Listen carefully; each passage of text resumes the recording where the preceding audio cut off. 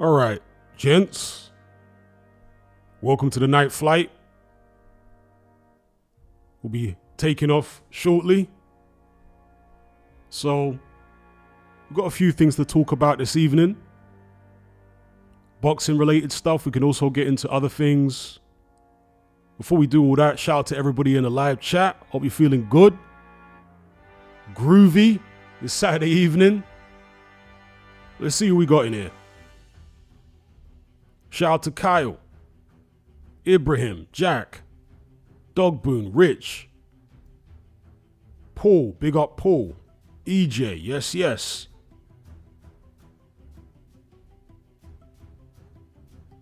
We got Striker in the chat. All right, Sunday morning for Striker over there down under. Shout out to Connor, Samil, NJ. We got MMA, big up MMA. Okay, MMA says, just got monetized for my MMA channel, celebrating it with watching your brilliant idea of taking a simulated flight as a podcast. Well, to be fair, I got inspiration from an old radio show, which used to be on Choice FM, with a DJ called Commander B. And his show was called The Night Flight. Obviously, that wasn't a streamed show, that was a radio show. But yeah, that's where I got the inspiration from for the night flight.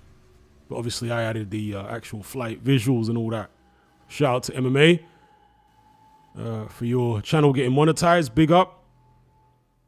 Shout out to Taylor Blair. Shout out to 1-1. I saw somebody there. I'm not sure if they've removed their... Oh, there it is. Kyle, excuse me. Kyle says, my sleep schedule is cooked. Yeah. So, yeah, big up 1-1. Hold tight. So, that's right. Pure dub plates. Indeed. That's right. You see? Paul knows about the night flight. Commander B. Turbulence. Whenever there was like friction between two of his guests, like MCs, Commander B would start shouting, turbulence. I love the whole concept of his show. Many years ago. Shout out to Anthony YouTube in the chat. What's going on, my bro? That's right, the Dizzy and Asher clash. Yup, remember that well. Dizzy went for the jugular, talking about Asher D's baby mum.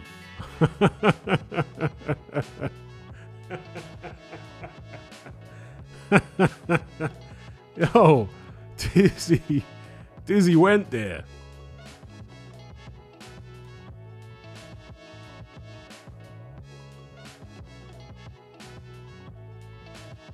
What's going on with me? Just chilling. You know how it is. Shout out to Anthony YouTube. Yeah, I remember that, Paul, when Wiley and Lethal B clashed. Yeah, and Wiley was talking about your mum's got athlete's foot. What did he say? Black lips, black face, blacker than salt. He came out with some crazy bars, bro. Crazy. And that whole athlete's foot thing, they kept going back and forth with that. Because there was somebody else, it might have been Lethal B, who said that Wiley's mum's got athlete's foot on her face. It was funny playground cusses, you know?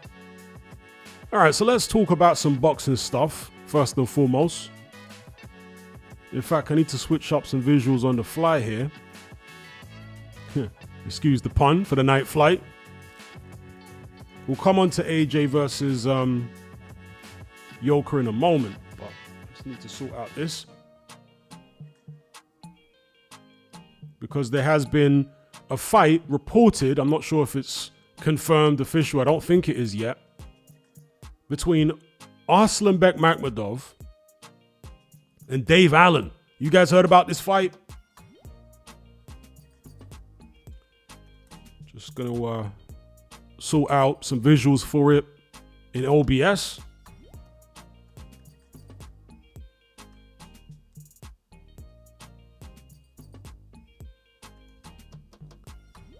All right, Allen versus Makhmudov. Switch this up.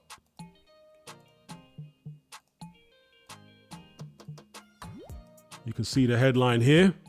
This is by an outlet called Uncrowned. I'm not familiar with them, but this has been repeated by Yahoo Sports and Talk Sport and, you know, various other major outlets online.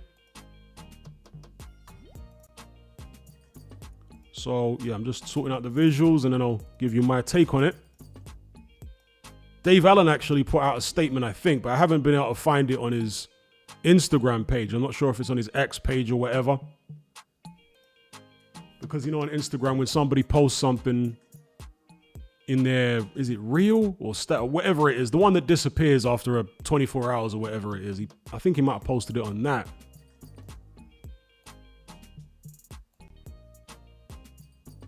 So let's get this up here.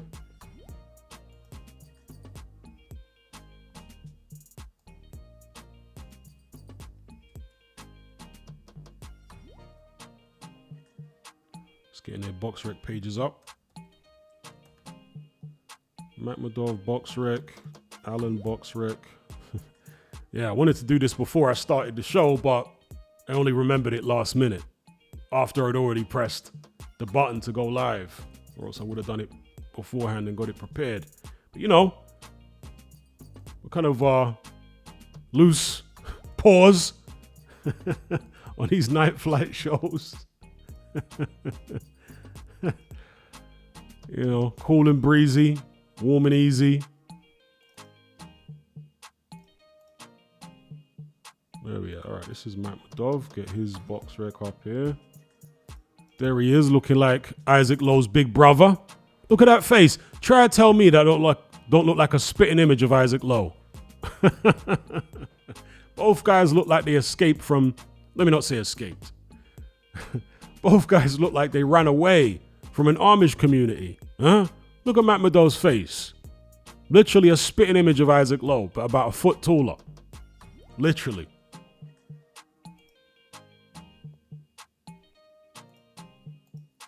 We'll get Dave Allen up here. There we go. All right. So let's talk about Dave Allen. Reportedly set to face Arslanbek Makhmudov in October in a heavyweight headliner. Says here, Doncaster's Dave Allen is set to face Canadian-based Russian heavyweight Arslanbek Makhmudov on October 11th at the Utilia Arena in Sheffield, England. Sources close to the situation told Uncrowned. Allen versus Makhmudov will serve as the main event of a DAZN stream show promoted by Eddie Hearn's Matchroom Boxing. Now, I shouldn't even mention this, because it surely won't be the case. But DAZN have been pushing it so much when it comes to the pay-per-views, the amount of pay-per-views. You'd look at something like this and think, nah, they'd never put that on pay-per-view.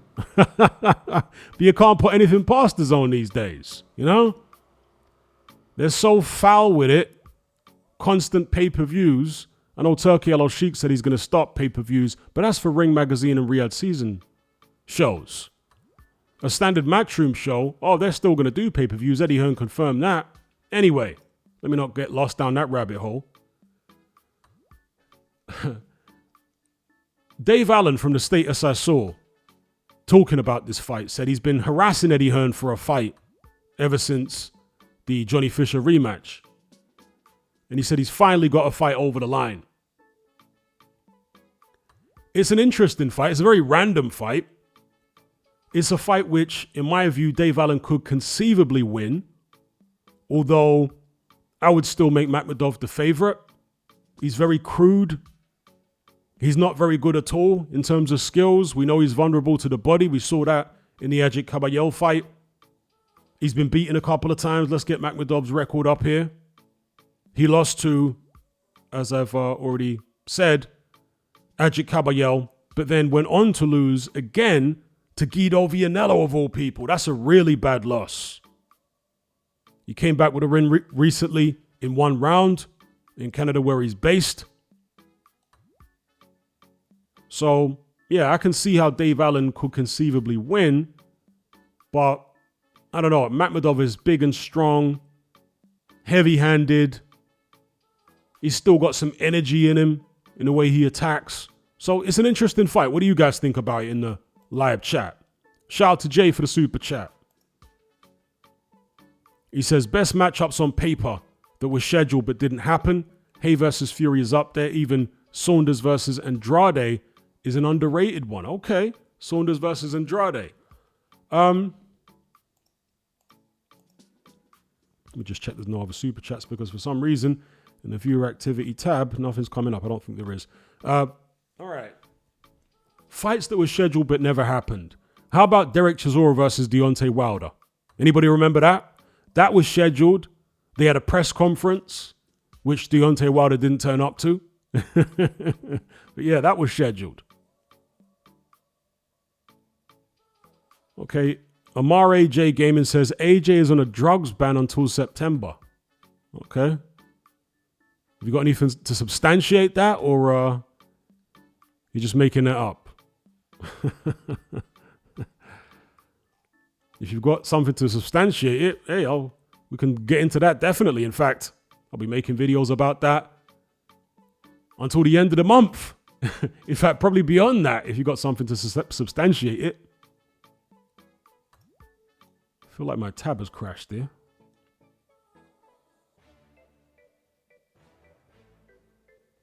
Here we go, we're back. 1-1 says, I will watch it.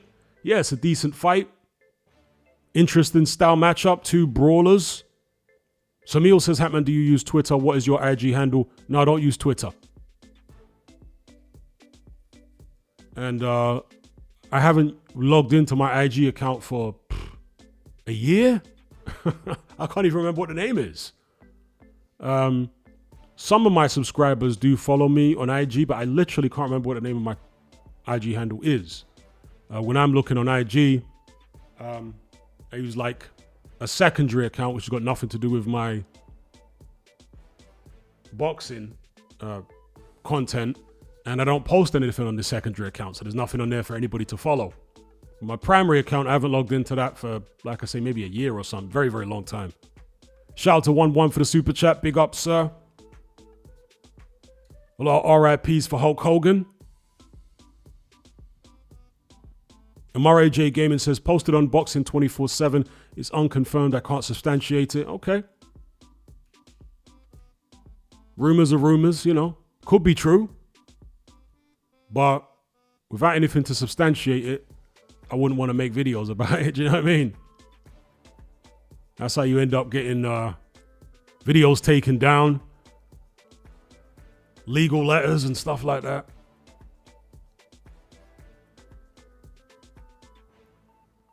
Shout out to Black Dynamite in the chat. So yeah, what do you guys think of this fight, which Dave Allen has basically announced between himself and Arslanbek Makhmudov? Who would you guys pick in that fight? Me, I think Makhmudov probably gets it done. But let's see a show of hands. Anthony YouTube says Dave Allen gets smashed. Pause. But I agree.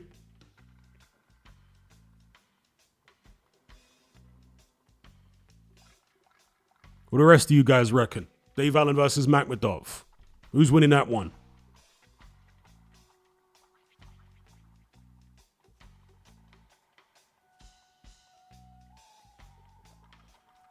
Morris says, okay, my bad. Just read it on a post and it made sense to me. Striker says it's a 50-50 between Allen and Makhmudov.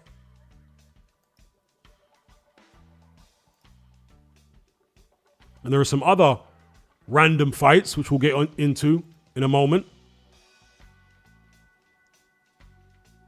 Kyle says Gollum wins. I guess you're talking about Makhmudov. Surely Dave Allen is not Gollum. Joel Schumann says, hilarious but great matchup that I would expect Makhmudov to win. Both crude and ugly fighters, so I'd have to favor the bigger man. Tony says, I think you are right about Alois Jr. after seeing him against Zorro. Looked like easy work for Vidal Riley. Yeah, we'll come on to that, actually. We'll talk about Alois Jr.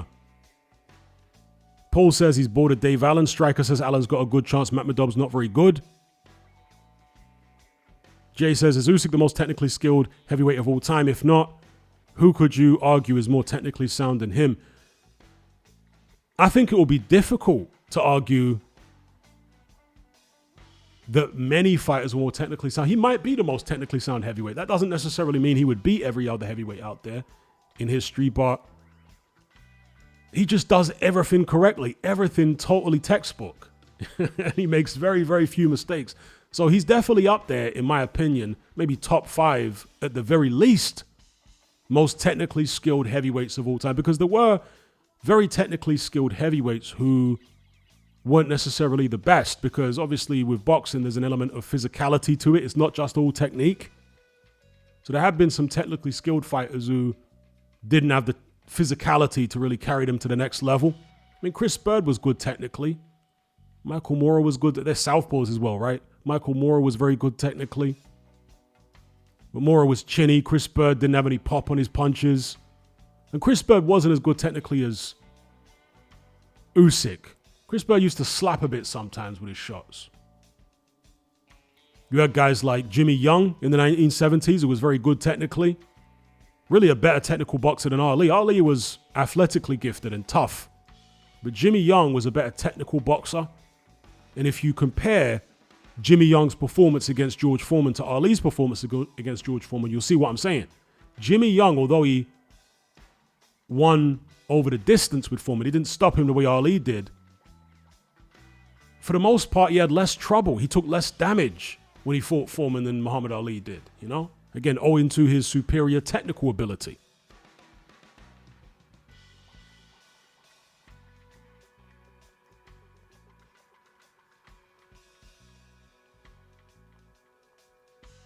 People are talking about some fighters being faster than Usyk. Well, yeah, there have been many heavyweights faster than Usyk. Usyk isn't probably not even top 10 fastest heavyweights of all time. He's quick, but he's not like crazy quick. Mike Tyson was faster. Ali was faster. I would say a prime Shannon Briggs was faster. Corey Sanders was faster. Floyd Patterson was faster. Somebody said Michael Dokes. Michael Dokes certainly had quicker hand speed than Usyk. So there was a lot of very fast heavyweights over the years. Marco says Jimmy Young was decades ahead of his time, just was in an exceptional era and got hard done by a couple of decisions.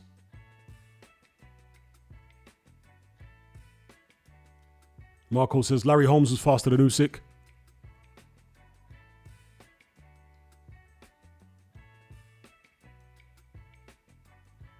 All right, so that's Dave Allen against Makhmudov. We can move on from that.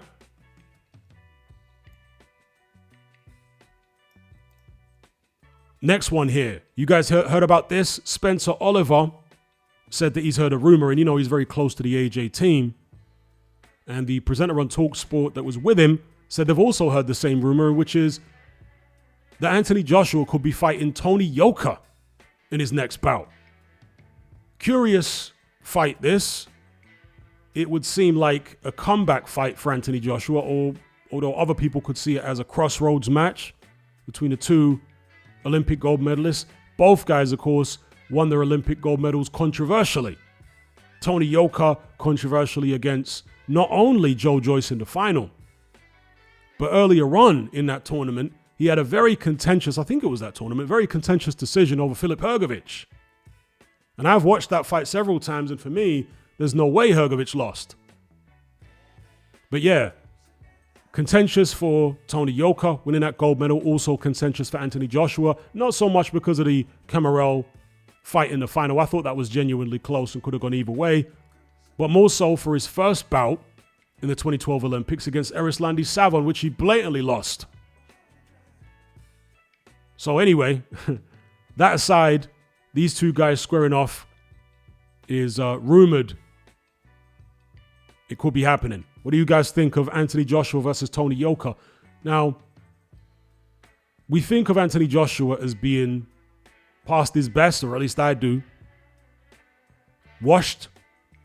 But he reached heights in his career and beat opponents in his career far beyond the guys that Tony Yoka has beat. So if some people think Anthony Joshua's career has been, I don't know, disappointing, I certainly don't. Tony Yoka's would be, you know, more disappointing by a factor of 10. Considering, again, he was an Olympic gold medalist, an accomplished amateur for many, many years. It just hasn't worked for him. His career has never really got off the ground. He suffered a loss, of course, to Martin Bakole. That was his first loss. Then he went on to lose to a guy called Riyad Murray, which was really a terribly disappointing loss. Riyad Murray, for example, fought Jared Anderson and lost damn near every round against Jared Anderson. Riyad Murray's like 5'10" or something. A former cruiserweight. Nothing wrong with being a former cruiserweight. Alexander Usyk, the best heavyweight in the world, is a former cruiserweight, but still, we're talking about levels here, and Riyad Murray was not a top-level cruiserweight, certainly not a top-level heavyweight. Totally beaten out of sight by Jared Anderson, goes in there and defeats Tony Yoka, who was actually before the Anderson fight, I believe. So yeah, what do you guys make of this potential matchup here? Kylie says AJ would stop Yoka. I'm tending to lean in that direction.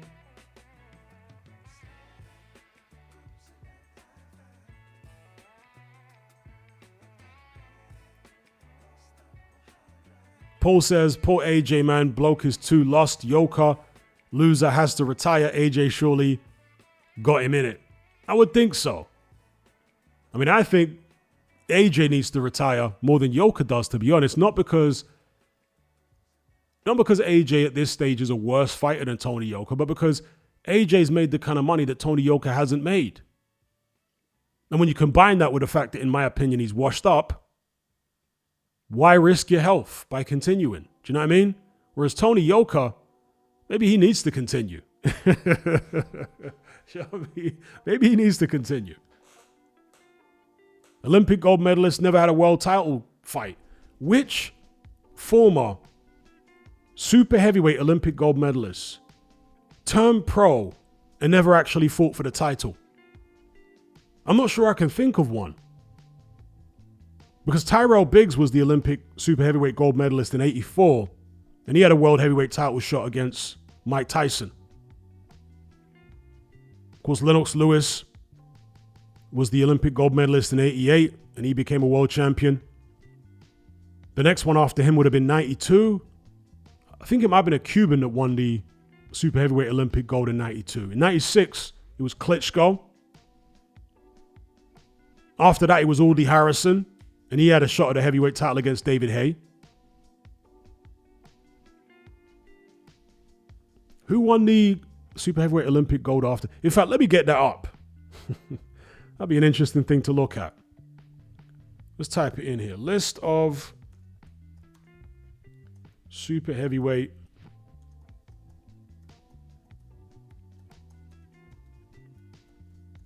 Olympic gold medalists.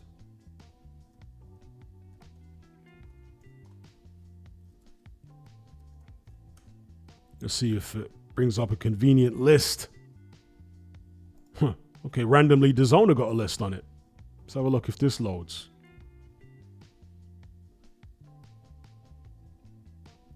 Okay, yeah, here we go.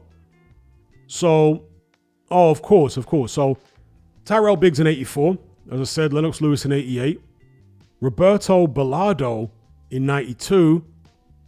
Is he a Cuban? Roberto Bellardo? Because the Cubans had some good super heavyweights for a good while. Yeah, Cuban. Okay, so he was a Cuban. Then Vladimir Klitschko in '96. Aldi Harrison in 2000. So Bellardo, of course, I'm going to assume he never turned pro. So we can kind of discount the Cubans that never turned pro, who stayed in Cuba and didn't defect.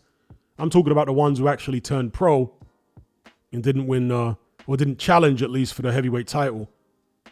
So Biggs did, Lewis did, obviously, Klitschko did, Harrison did. Alexander Povetkin won it in 2004. He challenged for the heavyweight title, held a version of it. Roberto Camarella, of course, from Italy, he never turned professional. He was the Olympic gold medalist in 2008. Anthony Joshua, obviously, was world champion. Tony Yoka, Bakadir Jalilov. Now, Bakadir Jalilov, we could discount him because he hasn't really got his career going yet. He hasn't suffered a defeat as a professional. So, yeah, I stick by what I said. I can't think of... You'd have to go back further than 1984, obviously. The last time, and I think before '84, there wasn't even a super heavyweight division in the Olympics. So maybe there's never been, other than, let's say, Bakadir Jalilov, so far, a super heavyweight Olympic gold medalist that has never challenged for a heavyweight title if they've turned pro. They all have. Tony Yoka being the only one. That's a shocking Fact, right? It shows how disappointing Yoka's career has been. Somebody mentioned Audley Harrison. No, Audley Harrison challenged for the heavyweight title against David Haye.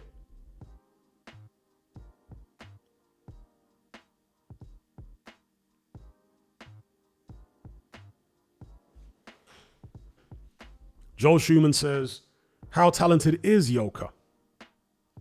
Seems like every time he's stepped up remotely, or every time he's even remotely stepped up in the pros, he's lost. And then there's the kind of PED issue, right? Because Tony Yoka received some kind of ban. You guys remember that? For skipping several PED tests. And after he came back, I think that's when he lost and he started looking really bad, and he's looked bad since. So there are questions there about whether this guy's always been clean. Because why were those several PED tests skipped? And physically, he looks different to me. Prior to that situation, when it was the PED controversy, he looked more thick set, more muscular. Afterwards, he's looked like a giraffe. He's looked skinny. You know, to my eyes anyway. Gorguga says Yoka's never been KO'd, but Coley and Takam couldn't. What if AJ stops him? Yeah, and that's really owing to his amateur experience, his experience sparring, because Tony Yoka does look vulnerable. He does look fragile, but he manages to tuck up. He manages to hold on and get through it. That's what he did against Martin Bacoli, you know? Amare says, can anyone explain to me why Michael Hunter ruined his career since that contentious decision against Povetkin?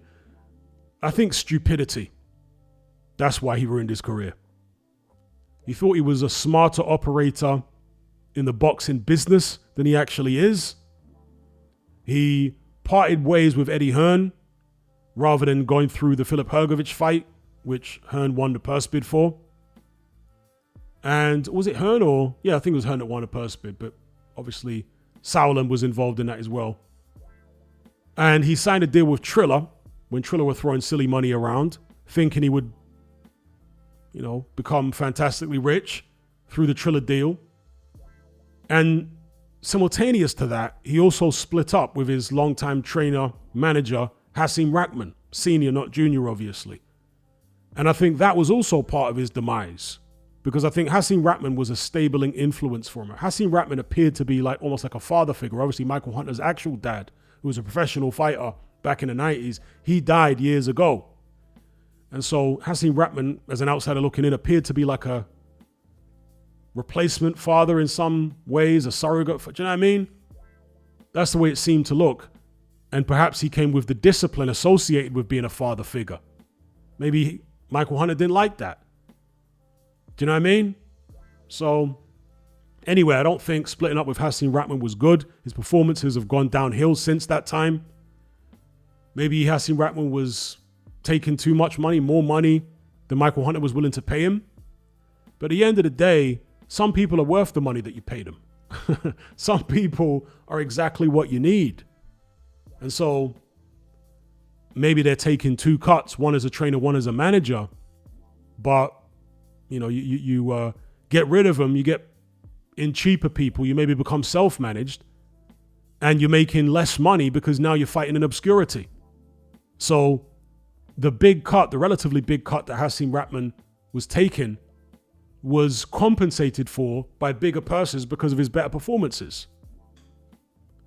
But it seems that Michael Hunter couldn't see that. And as I say, he's drifted off into obscurity, poor performances for years and years. Was very lucky in the rematch with Jerry Forrest. That was on Triller. He looked terrible in that fight.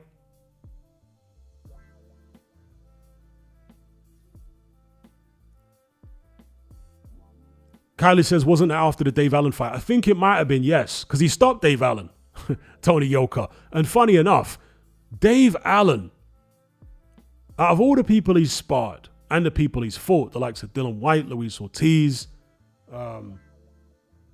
Lucas Brown, so on and so forth, Dave Allen says that Tony Yoka hit him harder than anybody else he's been in the ring with. Tony Yoka. But that was the Tony Yoka pre-PED test controversy. The Tony Yoka that stopped him. That's not the Tony Yoka that we necessarily are seeing today. So make it out what you will. Again, Tony Yoka, if memory serves me correct, did serve a ban for missing those PED tests.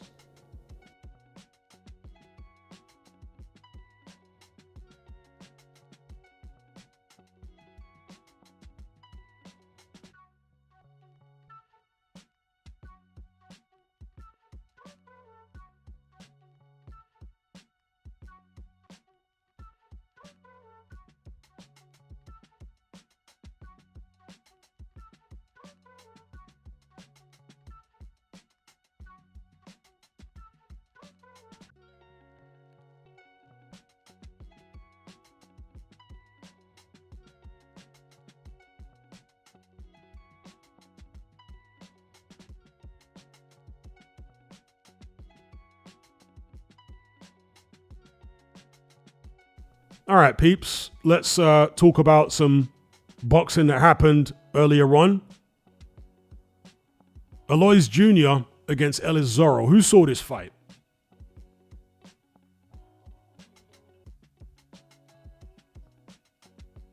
Anybody in the live chat see Alois Jr. versus Ellis Zorro? Shout out to KB, big up.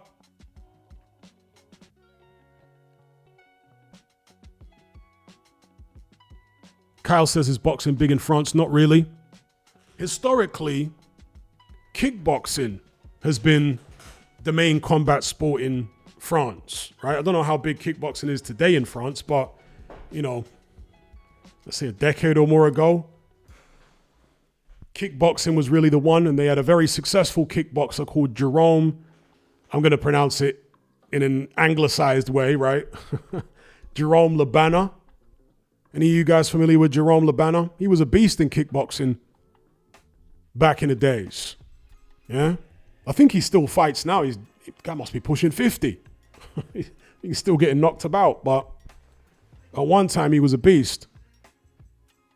Samuel says kickboxing is still big in Holland. Yeah, Holland was another place where kickboxing was real big. A lot of the K1 champions came out of Holland.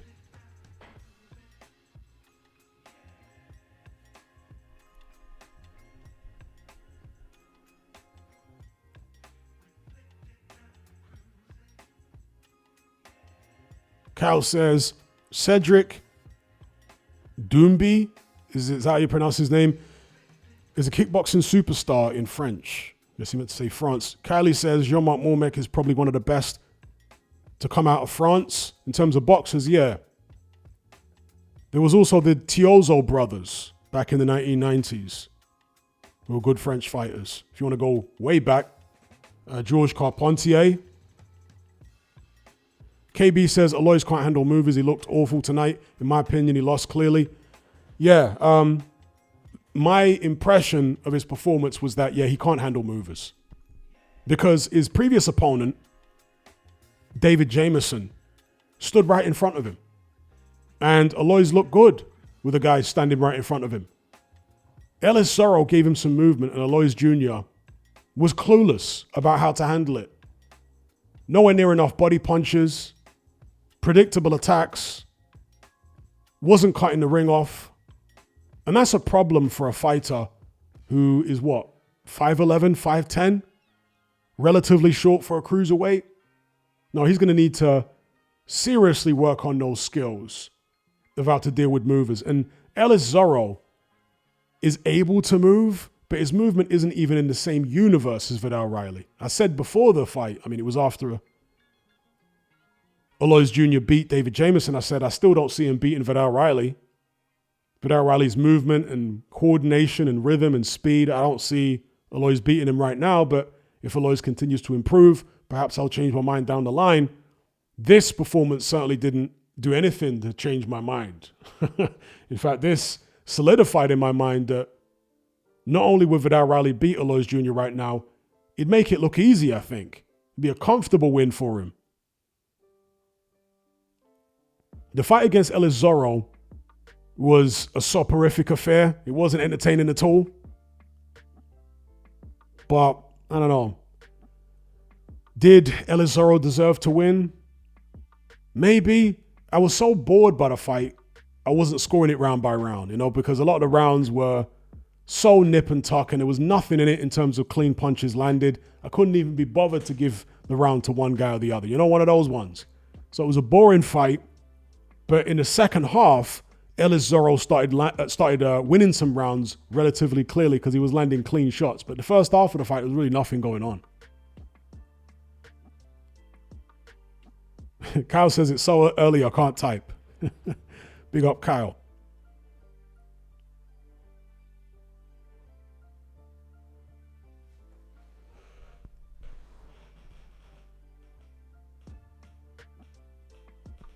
Is it Kadi Ali? I'm not sure how to pronounce your name. He says, Marcel Cerdan is the best French boxer.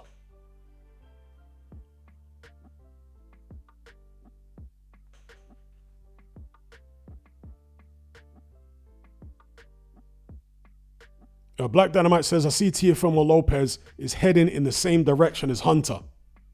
But at least Teofimo Lopez has made big money. You know, Michael Hunter, for all the promise he's shown in his career, he's really underachieved. Really underachieved. This is a guy who to this date gave Alexander Usyk one of his most difficult fights. You go and watch that fight. That's on YouTube. It was on HBO. Alexander Usyk versus Michael Hunter.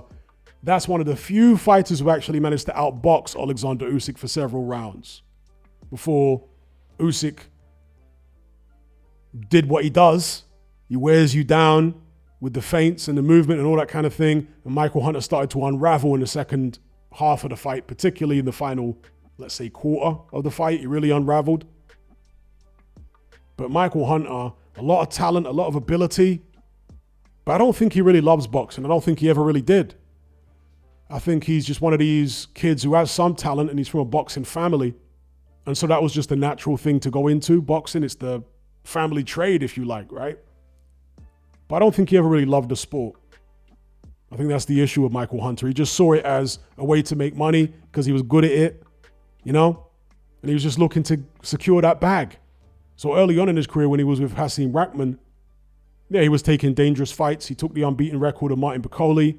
He fought the likes of Povetkin and what's the guy's name now? The Kuzmin, when he was still dangerous. But as soon as he reached a certain level, he was like, okay, now give me the bag. Never mind about that Hrgovic fight. Give me the bag over on Triller against a pie, a donut. NJ says, who would you say is the biggest overachiever? There's been a lot of overachievers. Dylan White may be an overachiever, you know?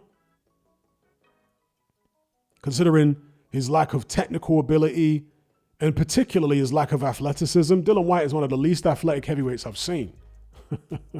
Really poor level of natural coordination and what have you. But he's such a ferocious character. He's got such a strong spirit that he was able to use what he has to make himself a millionaire. And he's getting a multi-million-dollar purse, as I understand it, for the Moses Atama fight. And by the way, Dylan White is in great shape aesthetically for the fight. He looks very, very light. The lightest I've seen him for a long time.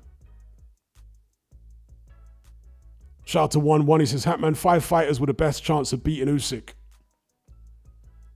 All right, 5 fighters with the best chance. You got to put Caballel in there.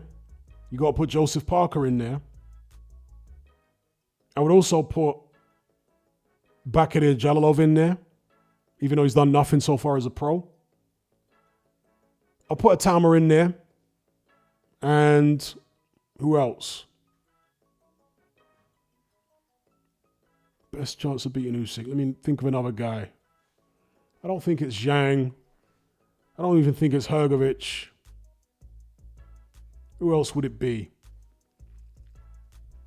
Somebody mentioned Efe Ajagba, and to me that would have been crazy to suggest that prior to his performance against Martin Bakole. Obviously, Martin Bakole is no Alexander Usyk, but Ajagba showed a back foot in that fight. I was so surprised, you know? But would Ajagba even make that list? I don't think so. So I'm up to 4. I can't think of a 5th. Let me look at the heavyweight rankings real quick. To jog my memory, who's actually there? I forgot to mention, Derek Chisora is also a bit of an overachiever. Commercially, do you know what I mean? He's an overachiever. Would I give Lawrence Okolie an outside chance against Usyk? Maybe not. Maybe not. I think he'd get taken apart by Usyk. I want to say Jarrell Miller. How about that? I'll put Jarrell Miller as number 5. I still think Usyk beats him, certainly, but he does have a unique presence in the heavyweight division with that pressure and that physical strength and throwing a lot of shots. Again, I'm sure Usyk would beat him, but maybe I put him in at number 5 in terms of the top 5 that have the best chance of beating Usyk right now, in my opinion. I'm not even going to put Michael Hunter in the top 5 right now because, as I say, he's deteriorated. The guy's like 36, 37 now. He's wasted away his career. What about you, 1-1? Who did you put in that list? Top 5 people that have the best chance of beating Alexander Usyk right now. Kylie says, the guy who beats Usyk will probably be someone you wouldn't expect, such as boxing indeed, especially in the heavyweight division. Especially in the heavyweight division. It's always the guy you least expect. Striker says, Kambosos is an overachiever. Yeah, I can agree with that. Although I do think people are a bit harsh on Kambosos. People are saying he's trash and he's a bum, and he's been fighting very good fighters. Do you know what I mean? Like, he's been fighting basically the best of the best. So I think it's a bit harsh to call him a bum. But yeah, an overachiever getting that Teofimo Lopez victory. Samil says Wilder is probably the best overachiever. It's a difficult one with Deontay Wilder because, okay, he lacks the skills, but he always had speed and athleticism and a knack for landing his right hand. So, I don't know. Did he overachieve? I wouldn't say so, you know. I wouldn't say so because he's got one of the most special right hands I've ever seen in any weight class. So personally, I wouldn't necessarily say he overachieved because, yeah, he had something genuinely special about him. You look at Dylan White, okay, he's got a good left hook, but it's not a Joe Frazier left hook. I would say it's not even a Tommy Morrison left hook. It's not a Mike Tyson left hook. It's a good left hook, but it's nothing historical. Do you know what I mean? Same with Derek Chisora. Like, what is it that he does that's special? Whereas you look at Deontay Wilder, and that right hand is special. It's literally one of the best right hands I've ever seen in my life in any weight class.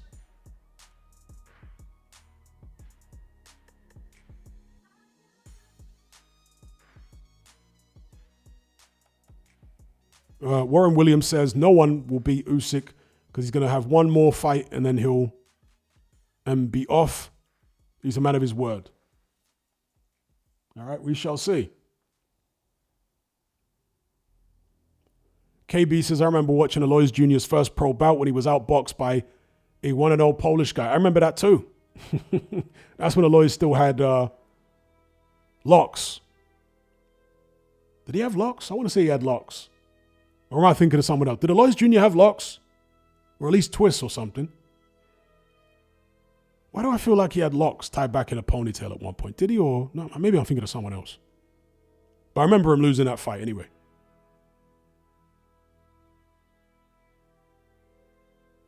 Kyle says, is Tim Tszyu the best son of a great fighter?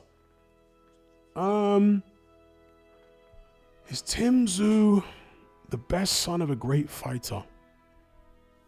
He might be up there. Because great fighters produce very few sons who also become good, you know? He might be, you know. Shout out to Samili, he says, Hatman, do you see any dominant heavyweight coming out of America anytime soon, or are those days long gone? Those days are long gone. Those days are long gone. I don't see any American heavyweight on the horizon who could be dominant in the distant future. Never mind, not too distant future. Warren Williams says Campbell Hatton, yeah, sarcastically, Campbell Hatton is retired. That's how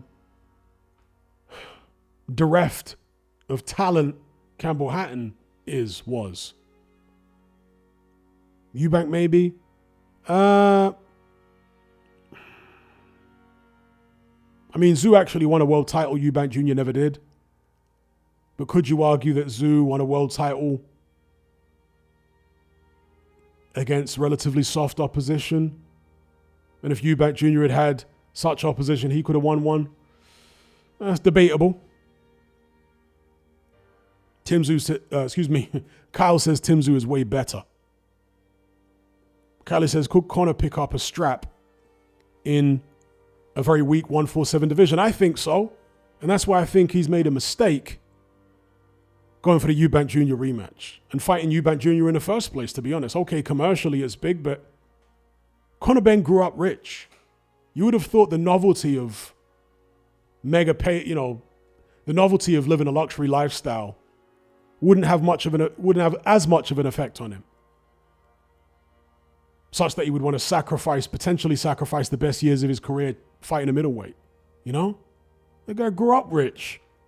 Why is he so money hungry that he's willing to compromise himself like that? I don't get it. Shout out to Earth Summed Up for the super chat. He says, if Fury had been knocked out by Usyk, would that have set him free? Is pushing this narrative that he got robbed draining him? That's a very interesting question. One of the things that's frustrated me about Tyson Fury over the years is that Tyson Fury is actually a damn good fighter, but he's not as good as he wants us to believe. And rather than showing us his actual true level by just fighting everybody, he instead wants to keep up this illusion that he's the greatest of all time and invincible heavyweight and all this type of business. And as I've said in previous live streams, the gap between how good Tyson Fury actually is and how good he wants us to believe he is bridged by his lies. You know? So I'm frustrated that we haven't seen Tyson Fury versus Anthony Joshua, Tyson Fury versus, you name him. There have been so many heavyweights who could have fought over the years. Joseph Parker, his friend, being one of them. Zhang when he was on a roll. Joe Joyce when he was still viable.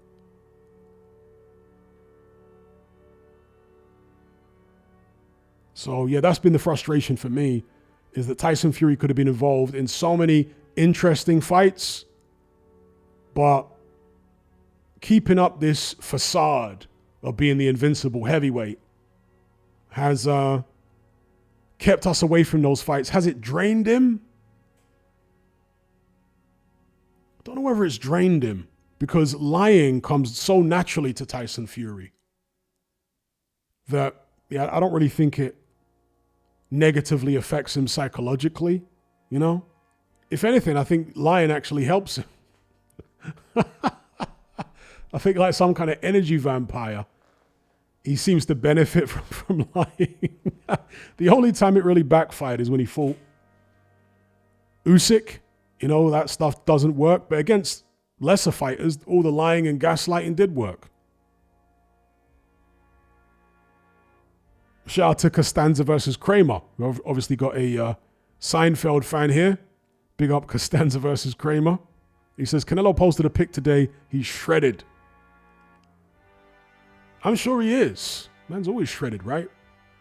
And he knows the magnitude of this fight. He knows that it's a lose-lose situation for him. If he wins, well, he beat a welterweight he was supposed to win. If he loses, oh my gosh, Canelo's finished. And how good was he to begin with? If he's losing to a guy like Terence Crawford without a rehydration clause, without any catch weight or anything like that. So yeah, Canelo's going to be motivated for this fight because he doesn't want to get embarrassed. So I would expect him to be shredded. Shout out to Costanza versus Kramer. Shout out to the Seinfeld fans. Seinfeld was funny. I always like the Soup Nazi episode. You guys remember the Soup Nazi episode? There's a guy. I'm not even going to mention the name of him or his business. But those of you who have been to Barbados, right? There are several famous places, right? But there's a famous like hole in the wall, if you want to call it that, spot in Barbados on the beach there near Bridgetown. And there's a guy who sells very nice food, but he's like the Soup Nazi. He's like so unnecessarily rude to like everybody. I don't know what that guy's problem is. But whenever I go to Barbados, I'd always refer to him as the Soup Nazi, even though he don't make soup. But yeah, the Soup Nazi episode is one I always remember from Seinfeld. Warren Williams says he's off that Mexican meat. Okay. That's an interesting one. 1-1 says, I agree, Fury is excellent, but not what he's made out to be. Barely fought anyone. Shout out to Fight Sport Talk. Big up. Kylie says, still waiting on Fury to donate that money to charity that he promised. Indeed, we're all, well, let me not say I'm waiting for that, but I know what you mean sarcastically. And his fans actually believed he was going to do that. Crazy, right?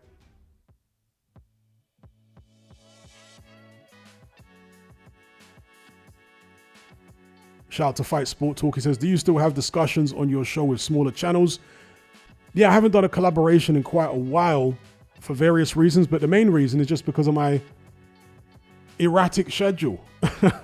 I don't know when I'm going to go live half of the time. Most of the time, I don't even know when I'm going to go live. Once in a blue moon, I'll schedule a live like a day in advance. I think a couple of my recent lives were scheduled a day in advance, but yeah, that's the main reason for the lack of collabs. It's because I don't know when I'm going to go live half the time. I'm so damn busy.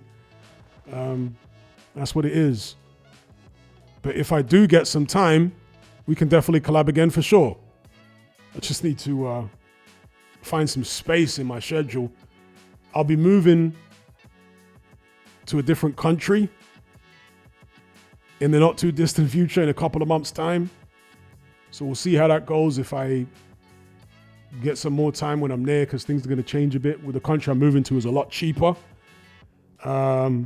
So I could relax a bit on my work schedule because it's so much cheaper. We'll see how it works out.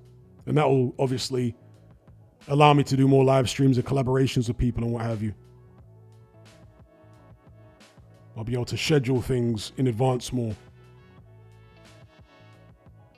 Oh, for real? Kyle says apparently Joe Louis is Bud's granduncle. Wow, okay. Jack says busy doing what? Busy working.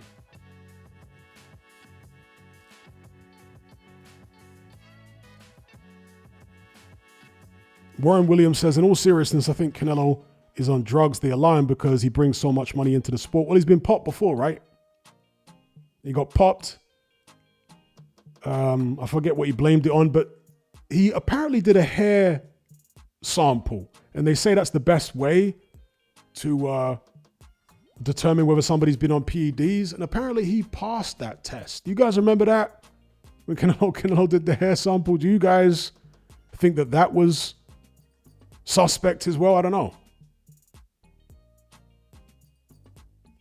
Yeah, the tainted meat, the juicy beef, as Billy Joe Saunders amusingly referred to it as.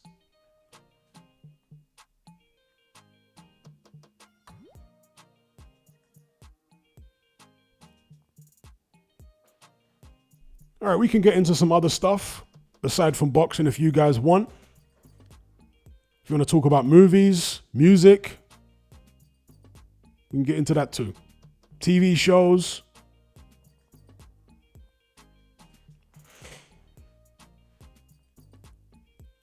Fight Sport Talk says Paulie called it on the spot. The hair follicle test was done well after he tested positive. It was, and I'm no expert on this at all, okay? So anyone who wants to educate me, please do. But it was my understanding that the hair follicle test can basically reveal whether you've been taking PEDs long after you stop taking them. A certain number of, I think, maybe months after you stop taking them, the hair follicle test can still reveal that. Shout out to the Black Caller.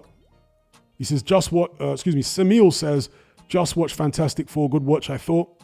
Yeah, I've heard people say it's a decent movie. I don't normally like comic book movies, superhero movies and stuff like that, but I have heard some people say that one was surprisingly good.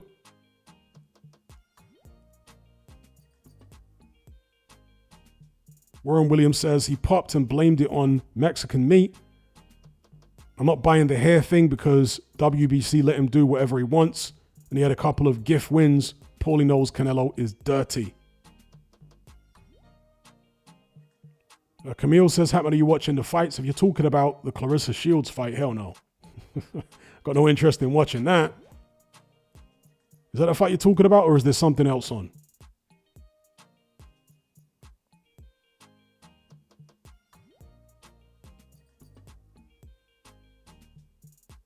We're talking about Zayas versus Perez.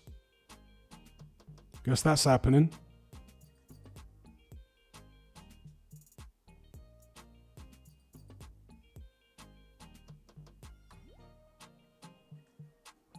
Kyle says, I would smash Shields.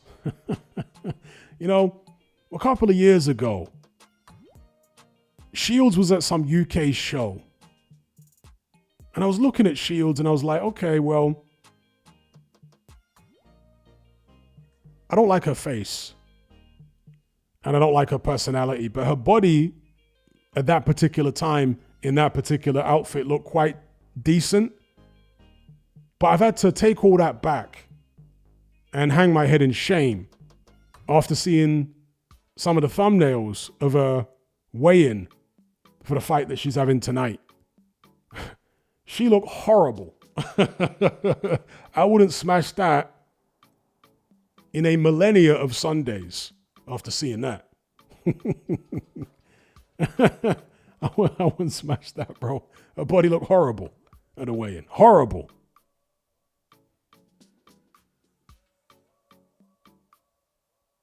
One says, got any good TV shows for me? I don't really watch TV shows like that, but of the ones I have seen in, let's say, the last 12 months, I would say that Penguin is very good if you haven't seen it. Penguin's a good show. If you don't mind watching foreign shows, I like Kings of Joburg. Yeah, especially season 1 and season 3. Season 2 is a bit of a mess. But season 1 and season 3, I think, were both very watchable.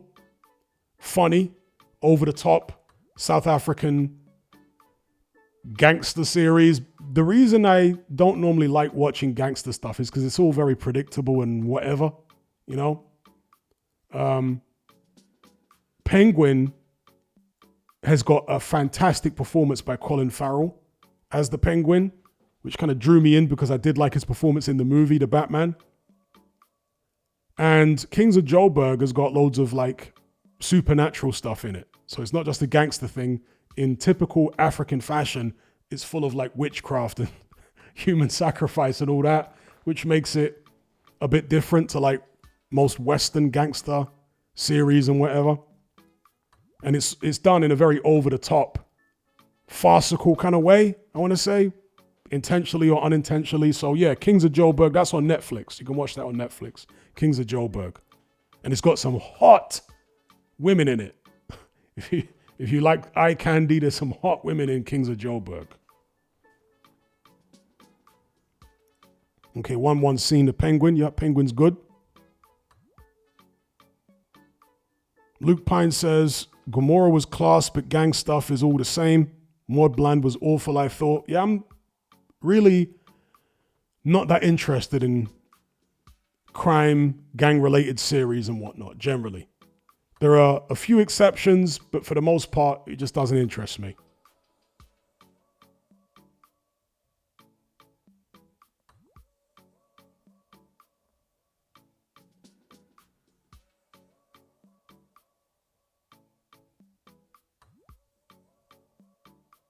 Striker said, I'm looking forward to the Naked Gun. The trailer made me laugh. I was just bemused by the trailer. Liam Neeson taking on the role of the Naked Gun, which was previously Leslie Nielsen. Leslie Nielsen was so fantastic. You know, his particular style of humor, of comedy acting was just so perfect for that role. Seeing Liam Neeson do it just seems weird to me. Maybe if I wasn't so familiar with the Leslie Nielsen Naked Guns, I'd find it more funny. I don't know. What I can say though is that Liam Neeson needed to break out of his typecast situation because the guy is just doing remakes of, I forget the name of it now. Is it Taken? He's basically just doing a bunch of Taken style films over and over again for the past few years. Do you know what I mean? Like, yo, this guy is playing the same character in different movies that have a different name over and over again.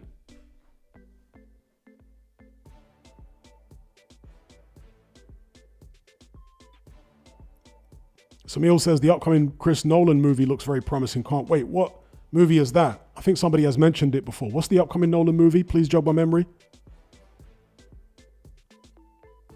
Someone says Taken is an old movie. Yeah, it's old, but that really emphasizes the point I'm making. Liam Neeson has been playing that Taken character over and over and over and over and over again in movies with different names, but it's just basically Taken, you know?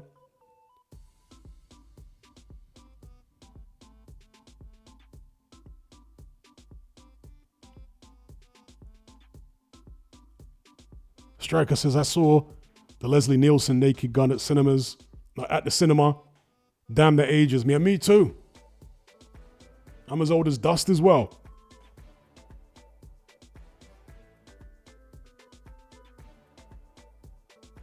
Those old Leslie Nielsen Naked Gun films had O.J. Simpson acting in those movies. You guys remember that? O.J. Simpson? There's a great scene from one of those old Naked Gun movies where they're talking about boxing. You guys know the scene I'm talking about? There's this great little running gag that they do about boxing.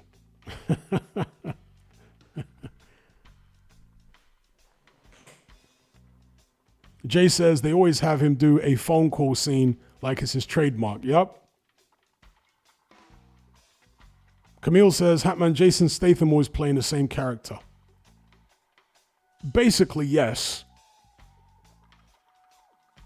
But Jason Statham is an action movie guy, and always has been an action movie guy. Whereas Liam Neeson was in thrillers and, you know, all sorts of other genre of movies.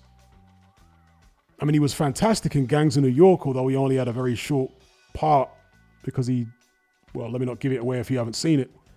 But he was fantastic in Gangs of New York and so many other movies. He was even good in Batman Begins. I guess that's kind of an action movie, right? But still, he wasn't typecast up until he did that Taken movie. After that Taken movie, it's like, what on earth has happened to his career? You know? What on earth has happened to his career? It's as if he's got lazy or something. I don't know. Don't call me Shirley. That's right. Shout out to Gorguga. He's got the Naked Gun reference there. Yes.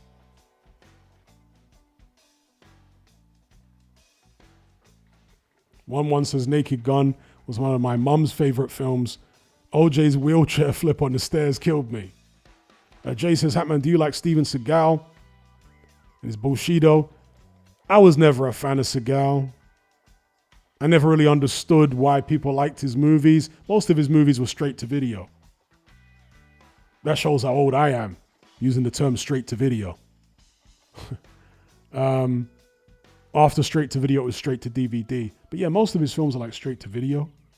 A lot of them didn't come out in the cinema because they weren't good enough. But he had this like cult following.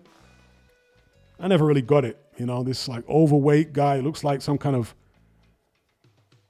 rock and roll band member from the 1980s. And he talks in this like whisper, this raspy whisper. And he's always like, he was like the Jason Statham before Jason Statham. You know, he was always like working as a chef or something. But he was like an ex-Black Ops guy. He was like the Statham before Statham. But to me, Statham has taken that Steven Seagal blueprint and actually made it a lot more entertaining.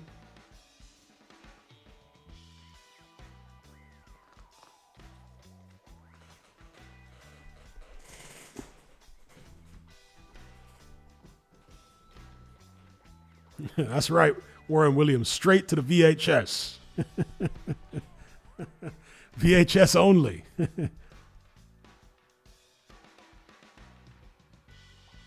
John says his early films were okay examples of the genre.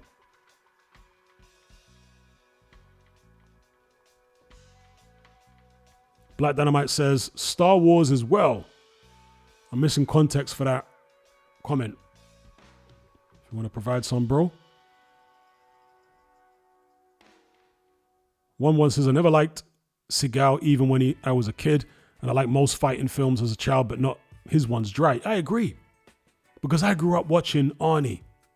Yeah, I was a massive Arnold Schwarzenegger fan. I was a massive Jean-Claude Van Damme fan, even though both of their movies were incredibly cheesy, right? That 80s cheese with the montages and, you know, the emotive synth music or rock track. They were very formulaic, those 80s hero's journey action flicks, but they were feel good, and for some reason they just drew you in and they became iconic as cheesy as they were. That was the case for Arnie, and that was definitely the case for Van Damme. But Steven Seagal, I don't know, man, I just never liked his films. You know, I just never liked his films.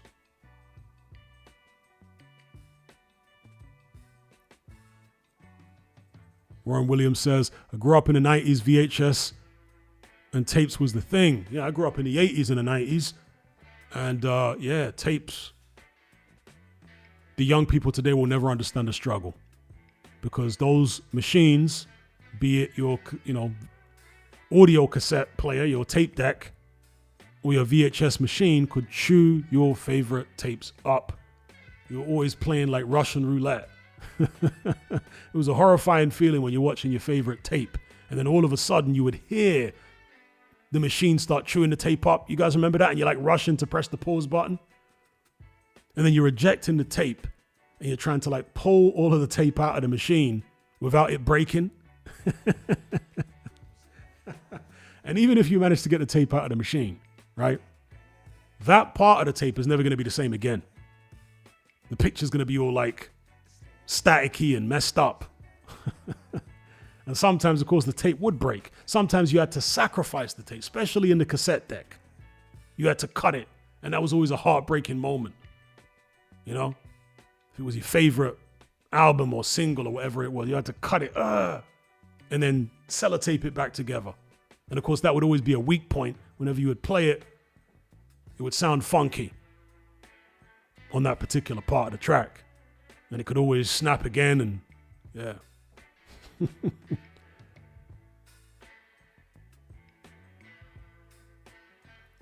Samil says, I grew up in the double O's in Africa. I guess you mean early 2000s. I didn't even know internet was a thing until 2012. Okay, which country in Africa? Warren Williams says, I was born in 88. I missed the 80s, really. Feel like I missed out.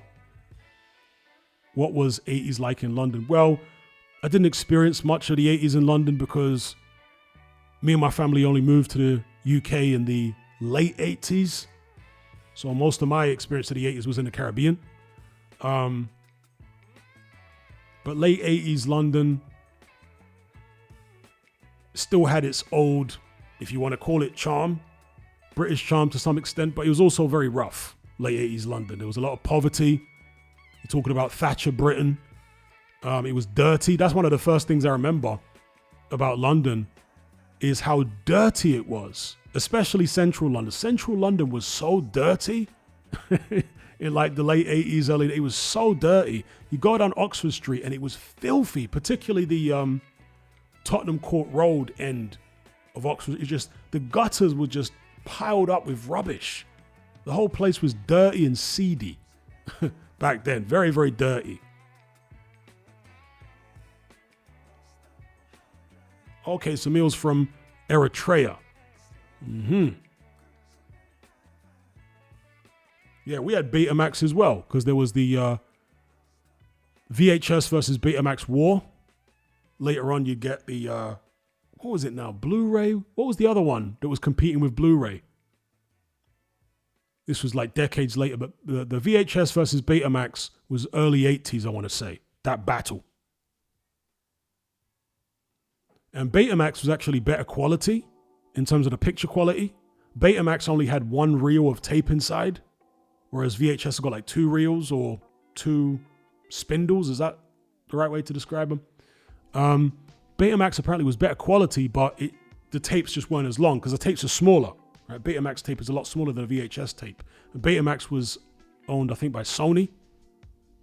So we had both at one point, Betamax and VHS. D-Man says, I had internet in Tanzania back in 2002. That's pretty early.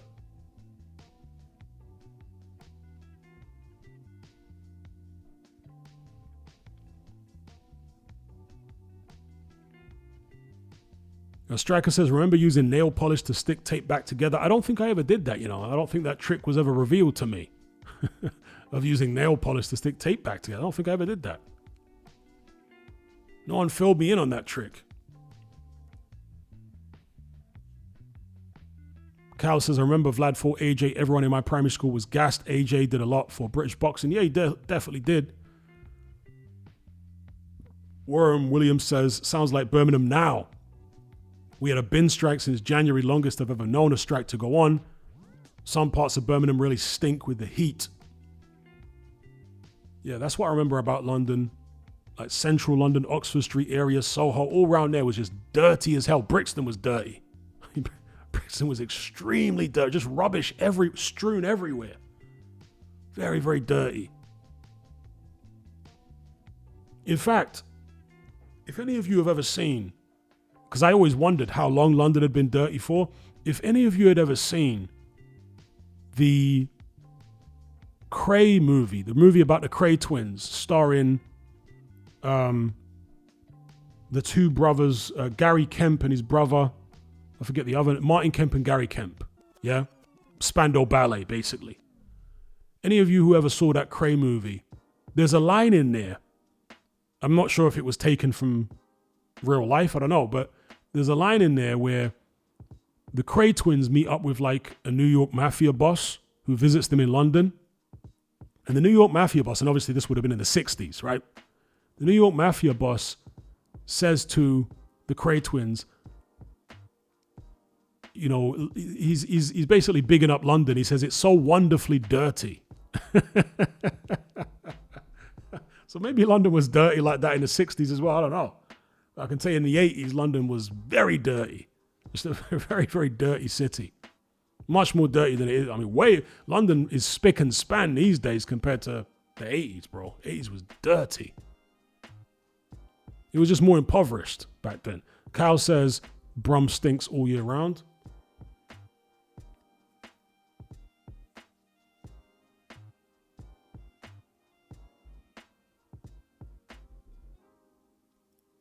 One says, I was born in the 80s, but was too young to experience what it was like. 90s was crazy. Kids were much tougher, in my opinion. I got the absolute ish punched out of me by a kid when I was 8. Took a proper beating. Yeah, it was definitely tougher. People used to fight a lot more in the street. So on and so forth, for sure.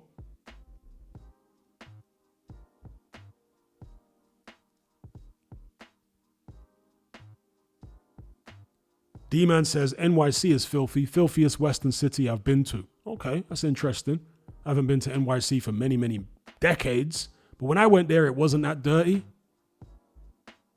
A very long time ago. Shout out to KB for the super chat. He says, smash Heather from EastEnders or Queen Latifah. I'm not sure who Heather from EastEnders is. I don't think I've ever seen her. But I certainly wouldn't want to smash Queen Latifah. Oh, dear.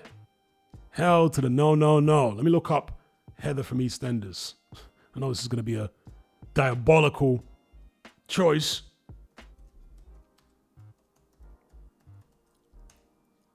Oh my God. All right, I'll have to go for Queen Latifah then. That's who Heather is. Yeah, I recognize Heather. Oh my days. I'd actually have to smash Queen Latifah over Heather.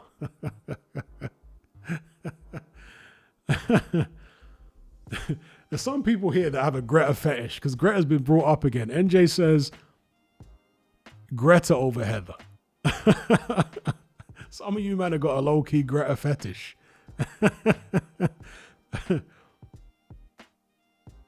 Kylie says, whenever I think of 80s London, I think of that song West End Girls by the Pet Shop Boys. So do I. So do I. Yes. When I think of 1980s London, I think of West End Girls by the Pet Shop Boys. I also think of Baggy Trousers by whatever that group was called. I forget what the group's name was. Baggy Trousers. I think of songs by Ian Drury.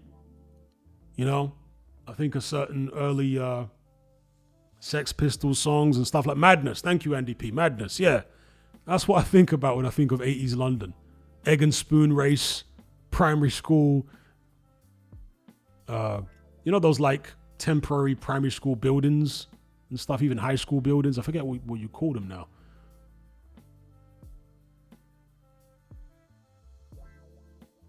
Cake and custard,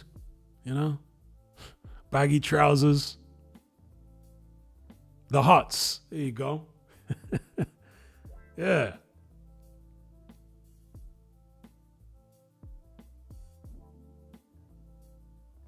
D-Man says, do you feel like London is slowly losing its identity, and do you think it's a good or a bad thing?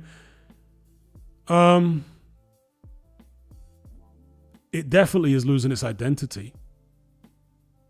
Whether it's a good or a bad thing is really a point of view. Me personally, I think it's a bad thing.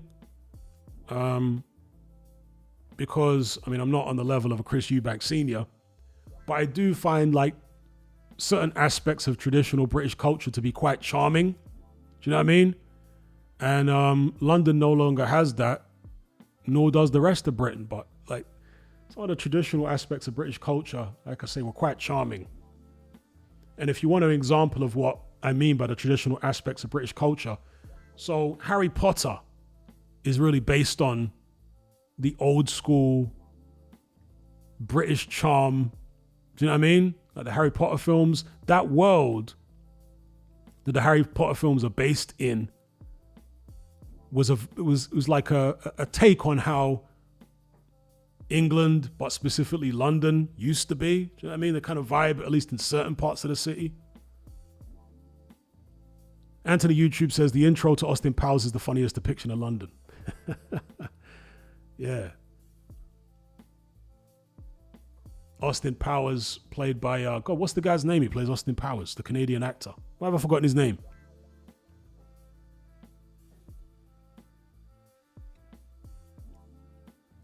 Is his name Michael Myers? Why would he have the same name as the killer from Halloween? It is Mike Myers, isn't it? How weird is that? Man's got the same name as the killer from Halloween, Michael Myers.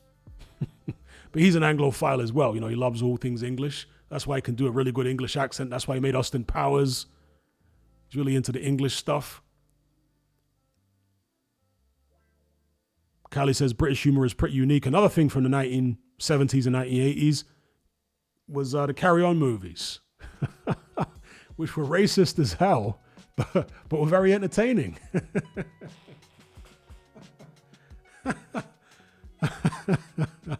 Carry On movies are hilarious.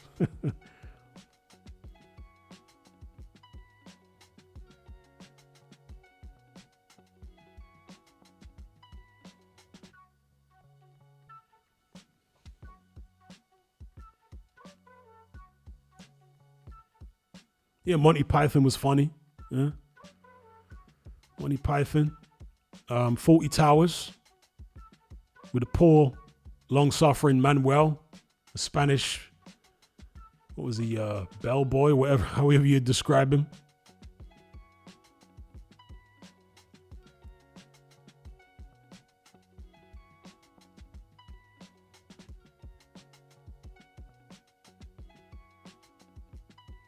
One says, I prefer it now. The days of that charm had people telling me to go back where I came from quite a lot.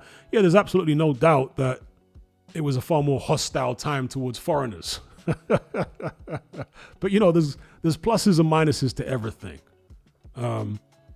Back in the 80s, there was skinhead gangs and a lot more overt racism in day-to-day life towards black and brown people and foreigners in general. For sure. So there was pluses and minuses to everything. But I don't know. I still liked, as I say, certain aspects of British culture back then that were charming. Not being told to go back home and all that kind of thing. Because we had a lot bad racism when we arrived in the late 80s. The first place we actually lived was in Cardiff. And we received loads of racism there. Like they used to put like dog doo-doo through our letterbox. Spray stuff on it was bad. Got a brick through the window one time. It was bad. So we didn't stay there for too long. But there were other things that I liked, It wasn't all bad. Shout out to Bullocks.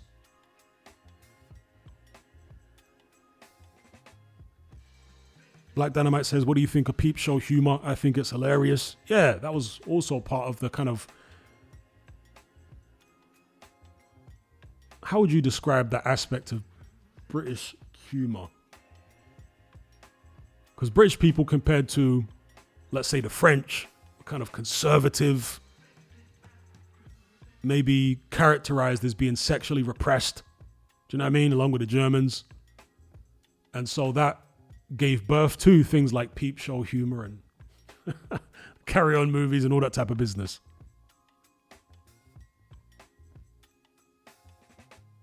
Samil says, Hatman, do you like Eddie Murphy movies? Very satisfying. I was a massive fan of Eddie Murphy movies in the 1980s. Massive fan. I still watch Eddie Murphy movies from the 80s even now. Yeah, I just watched Boomerang again and Coming to America the other day. Boomerang might be my favorite Eddie Murphy movie. Boomerang, rather than Coming to America is fantastic too. But Boomerang for me is my favorite Eddie Murphy movie. I love Boomerang. Still very watchable today. Hasn't aged badly at all. If you watch Boomerang, hasn't aged badly at all. It's aged great. Warren Williams says, man, where in the West Indies was you from? And why, when black people came to the UK, they didn't all go to London to stick together? Why all over some random places of the UK? Bahamas. And the reason that black people were all over the UK is because that's where they were instructed. Because you have to understand that from Windrush, people were invited, Caribbeans were invited to the UK by the UK government.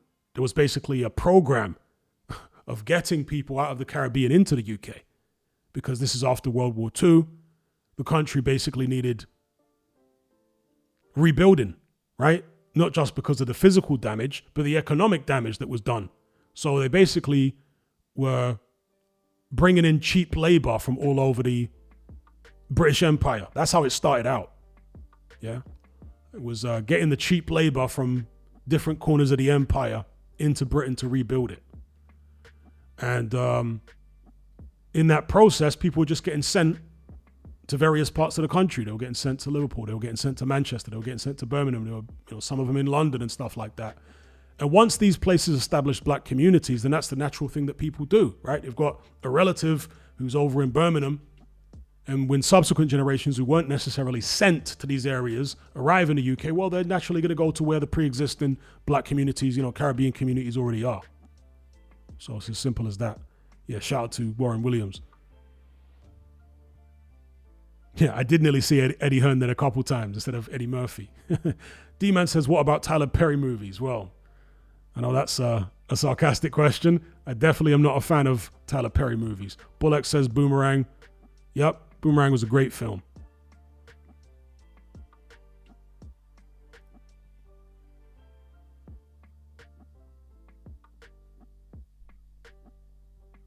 One says it definitely wasn't all bad. Great times. I was tough. So I used to get called a racial slur as a kid by adults and just get on with it, got on with my life, not even tell my parents. Yeah. I generally didn't tell my parents about anything I, encountered outside of the house. There was only one time when a neighbor, some boy, it was actually a Scottish boy, who lived, I think, a couple doors down. He called me and my brother the N-word, right? I'd never heard the N-word before in my life. Coming from the Caribbean, them times in the 80s, nobody was using the N-word. It's a little bit different now, although it's still not used as often in most Caribbean countries as black Americans use it, or even black British people use it. But back in the 80s, nobody, where I was from in the Caribbean, was using the N-word. You just didn't hear it. So the first time I ever heard the N-word was as a kid in the 1980s in the UK. And this Scottish kid called me and my brother the N. We got into some kind of argument with him over something trivial. I don't know. Maybe we were playing football or something. And he called us the N-word and then he got out of there real quick, right? But the way he called us the N-word, it's as if it was like a mic drop moment. It's as if he expected a reaction from us. Whereas me and my brother didn't know what that word meant. We'd never heard it before, so we just looked at each other like, what? We had no idea what he just said. We were like, what? What word did he use? No. When we went and told my parents, or specifically my mom, she went crazy. And she obviously went straight round to the house, banging on the door, you know, in a rage, and told the mom what the son had said. And obviously the parents were all defensive. Oh, we don't use that kind of language. Yeah, I'm sure you don't. I'm sure you don't. Yeah. The mom of the Scottish boy was real. Oh, no idea where he's learned such language. That's disgusting.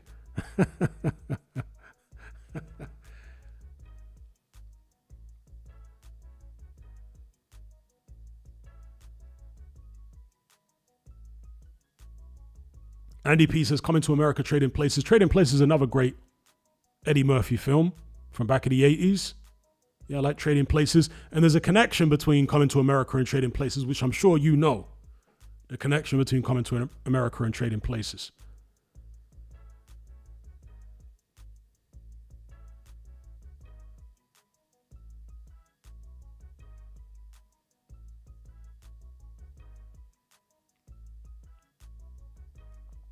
Warren Williams says, reason I said it was there was there more black people in London, all the black people in the rest of the UK put together. When I first went to London, I met an African person. I was shocked. Yeah, I think Birmingham, as I understand it, has changed a lot now in terms of the demographics of the black community. But when I used to go Birmingham back in the early 2000s, it was like Kingston, Jamaica down there. I mean, you barely saw Africans in Birmingham during those times. It was literally like yard.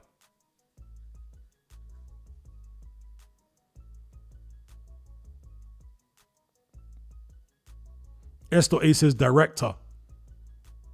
Who is the director of Trading Place? That's a good question, actually. Who directed? Those movies were all written by Eddie Murphy. I'm not sure who directed them. Let's have a look who directed Trading Places.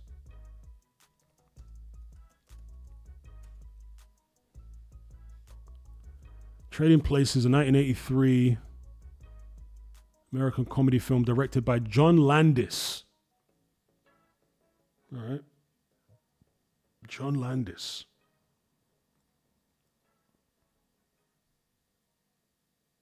He also directed Coming to America. Okay. So he did Trading Places, Coming to America. He did not do Boomerang. Who directed Boomerang? Let me have a look. That's my favorite Eddie Hearn. There. Keep on. I'm so used to saying Eddie Hearn. I keep nearly saying Eddie Hearn instead of Eddie Murphy. God damn it. Eddie Hearn's funny, but he ain't as funny as Eddie Murphy was in the 1980s movies.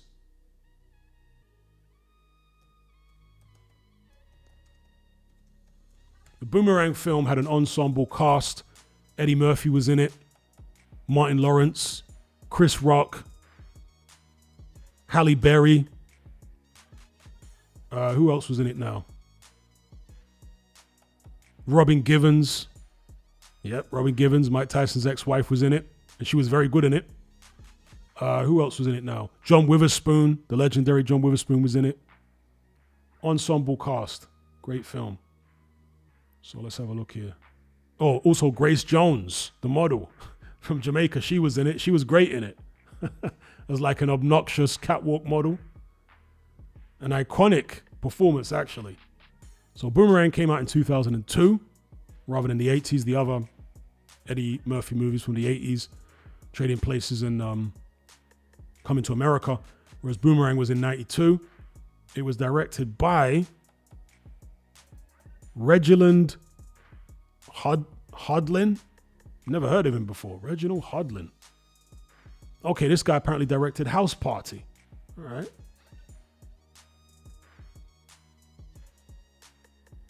Filmography. He did House Party. That was his first movie. Boomerang. But but not much else of note. And he's still directing now. He's done House Party, Boomerang, they're classics. Bebe's Kids. Okay, he didn't direct that one, though. He was executive producer and writer. Then The Great White Hype, I remember that, but I didn't think that was a particularly good film, The Great White Hype. The Ladies' Man, don't think I ever saw that. Serving Sarah, don't think I ever saw that. Marshall, I might have seen Marshall, but hasn't stuck with me. The Black Godfather, don't think I've seen that.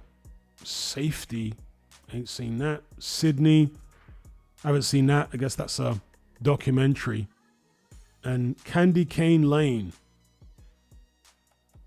that's an Eddie Murphy movie, but Eddie Murphy movies post Transformer Gate. I'm going to call it Transformer Gate, right? Eddie Murphy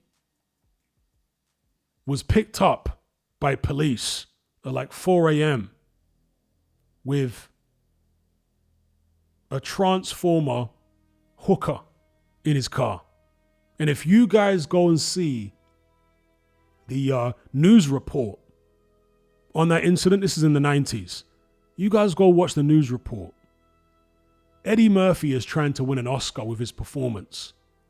It's like crazy, the stuff he's telling the news reporters. He got picked up with a Transformer hooker at 4 a.m. And he tried to play it off as he was being a good Samaritan. Oh, I went out at 4 a.m. to go to a bookstore because I really wanted something to read. And I saw this, what looked like a Hawaiian girl on the corner crying. And I pulled up, oh, well, why are you out working this late? Let me be a good Samaritan.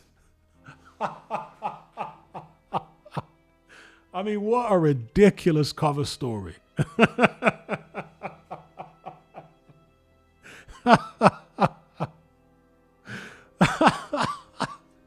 Yo, that was the most ridiculous cover story I've ever heard.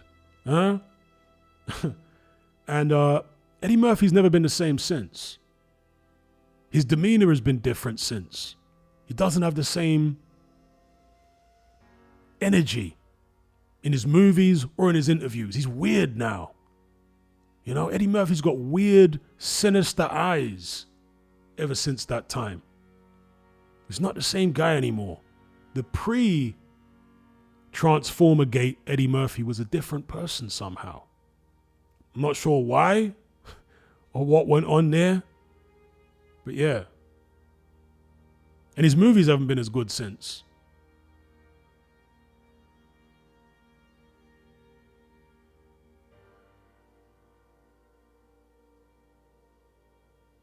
Kyle said he should have said nothing, honestly. Yeah. Kyle says bookstores in USA are pickup joints and convenient excuses for somebody, what do they call it, pandering? When you're out there looking for hookers at 4 a.m. in the morning. Convenient. Oh, I was just going to the bookstore and I saw this distressed lady on the corner, obviously dressed like a hooker when it wasn't actually a lady at all. And being a good Samaritan, I thought, oh, let me drive him home. Oh my gosh. Solid Snake says, isn't Grace Jones a nutcase? I don't know how much of a nutcase she is in real life, I'm not sure, but she certainly played a great nutcase in Boomerang, I'll tell you that. And also, who else was in it? Eartha Kitt. She's a nutcase in real life, Eartha Kitt. Is she still alive? Surely she's dead. But she was in it as well. Her role was incredible in Boomerang. She played like a disgusting old hag who lusts after young men. She was like a rich old hag. She was basically playing herself, Eartha Kitt. Because she was crazy in real life. Marcus, that's right. Marcus, darling. Exactly. She was like the Black Madonna. Yes. Yeah, she's kind of like, no, Kyle, I don't know why you retracted that. She was like the Black Madonna, bro. She was like the Madonna before Madonna. Because obviously Madonna was still young back then. Now she's old. So yeah, she was like, Marcus. And the butler, you know her butler? What was her name? Lady Eloise was her character's name in Boomerang. And when she invited Marcus to her house, because Marcus thought he was going to get a promotion, because he thought that Lady Eloise was still in control of her company, right? Which was like a cosmetics company or whatever it was. And he thought he'd get a promotion by sleeping with this old woman. And when she invited him around to her house, her butler kept smirking. That was the running gag through that whole section of the movie. The butler would bring like food to the table. And he was nearly busting out laughing.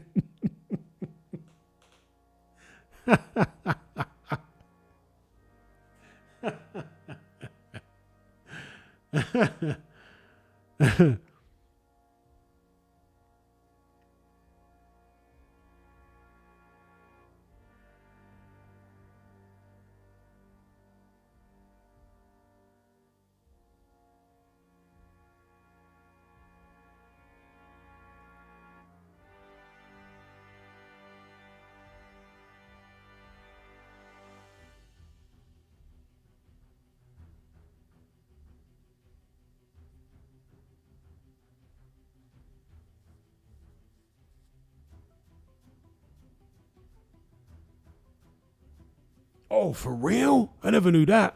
Wacko Jacko says, mad coincidence, Eddie Murphy and Mel B's Chow came out as a Transformer too. For real? Wow.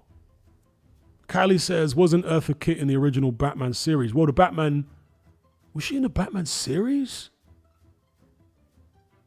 She was.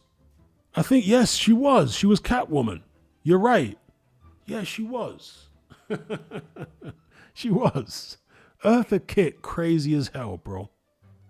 She was like one of the first boss babes. Yeah. One of the first so-called boss babes, right? And she was crazy as hell. She ended up with a bunch of living with like 20 cats. Do you know what I mean? By herself as a decrepit old woman. Defiant and completely rejecting any kind of accountability. Yeah. If you see some of the interviews with Eartha Kitt, where she's talking about men and dating and all, you just think, wow, she was messed up.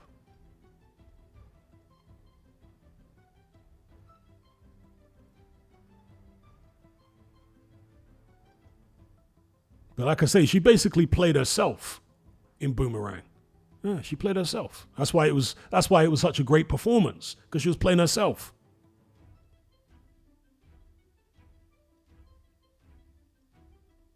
Who played Catwoman in the Tim Burton Batmans? Was it Michelle Pfeiffer? I want to say it was Michelle Pfeiffer.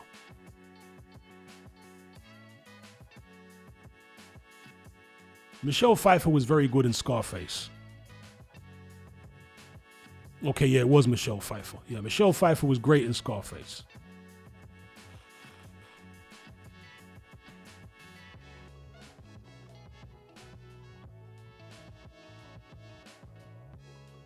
Little Jacob says Kit had a very distinctive voice. Yeah, she definitely did. Very distinctive voice.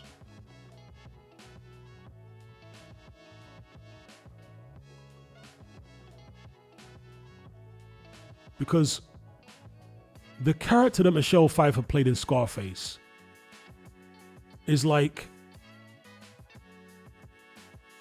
how can I describe it? A character was called Elvira. A character was like the archetype for all gangsters' wives. Do you know what I mean? That's what she was like, the archetype for all gangsters' wives, even in real life. Yeah. So she nailed it in that movie. Samil says, Hatman, will you do a career review for Ali? Haven't I already done one? I'm pretty sure I did one. Pretty sure I've done a career review for Ali shortly after he passed. Let me double check. pretty sure I did a career review for him. Career reviews. Well, maybe it's not in the career review playlist, but I'm sure I did something which was like an Ali career review. Maybe I need to add it to the playlist. That's what it is. Because after he passed, I did a video talking about his career and whatever. So I'll have a look for that later and try to add it to the playlist. If it's not there, if I'm misremembering and maybe I did it on Patreon or something, or I don't know, maybe I took it down for some reason, then I can definitely do an Ali career review for sure. Because it was Muhammad Ali that got me into boxing. Not like I knew him personally, but watching Ali fights and documentaries growing up in the 1980s, that's what got me interested in boxing. Because Muhammad Ali was a larger-than-life character. Remember, in the 80s, I was watching WWE. And boxing, even though there was the Ray Leonards and the Marvin Haglers and all that kind of stuff, Tommy Hearns, none of them had the kind of bombastic, over-the-top, larger-than-life personalities that the WWE wrestlers had. But Muhammad Ali did. So the first time I saw Muhammad Ali, I was like, wow, this guy's like somebody out of WWE. Or WWF as it was then, right? It was WWF then. So Muhammad Ali was like a WWF character. So I was straight away drawn by his personality and just the over-the-top behavior and everything. I thought it was fantastic. And, watched documentaries and old fights of his and stuff like that family members had.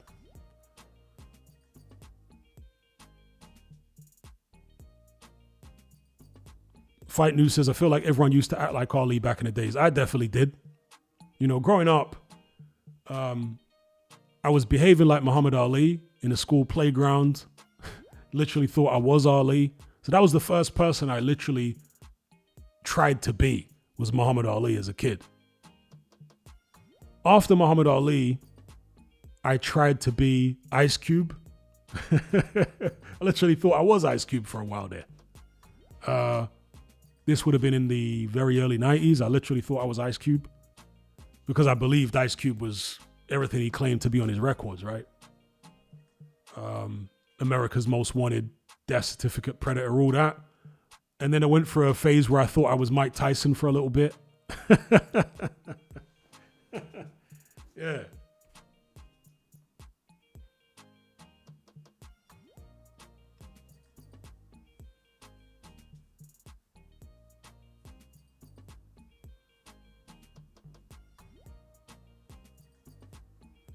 One says, facts, Ali was so witty and charismatic, incredible personality. Yeah, there's never been a more charismatic boxer than Muhammad Ali in any weight class. He was just like, he was that guy. His charisma was crazy. He was funny. Obviously, he had a dark side to his personality, but it's hard to be successful in a sport like boxing if you don't have a dark side to your personality. But yeah, he was an incredibly charismatic person.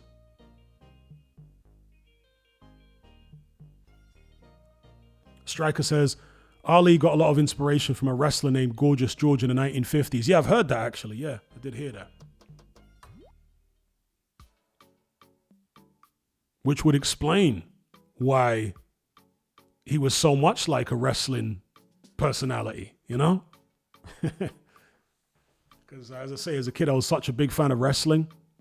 And to me, boxers were a little dull in comparison to wrestlers. So I wasn't really like drawn to the Frank Brunos and even the Fabulous Four. I wasn't really that enamored with them.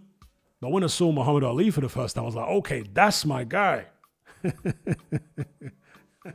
That's my guy right there.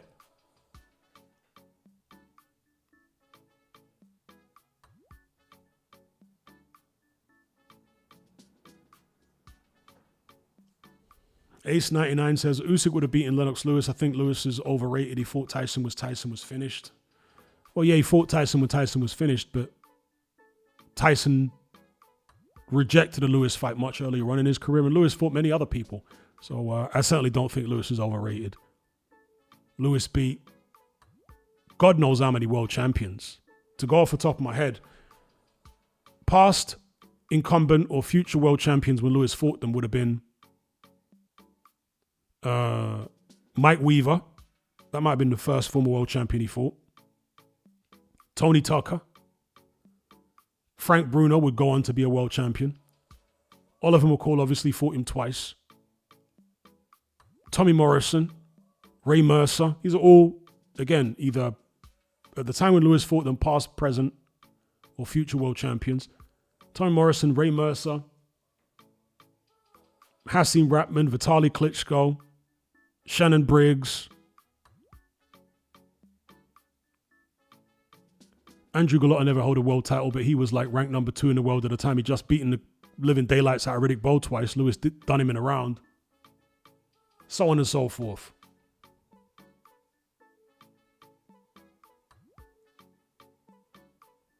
He says Frank Bruno was beating him up till about the 6th round. No. Frank, it was a competitive fight. You could say Frank Bruno was maybe a round or 2 up, but Lewis wasn't getting beat up. It was mainly a jabbing contest. Frank Bruno landed about 2 solid right hands in that fight, but the rest of it was like a jabbing contest. Lewis and Bruno were just jabbing each other's heads off. And Bruno's jab was a very good jab. Very, very good jab. He was getting the better of it with the jab. So it was like a jabbing contest for 6 rounds. And then Bruno gets caught with a big left hook and gets taken out.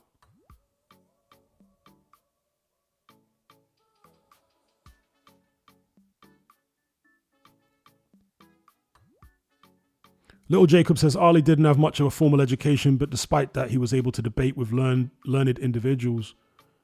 Well, Ali had a decent level of natural intelligence, because there's a very big difference between being educated and being naturally intelligent. Because being educated can simply mean you have a lot of information in your head. Being intelligent is the ability to actually process that information and analyze it.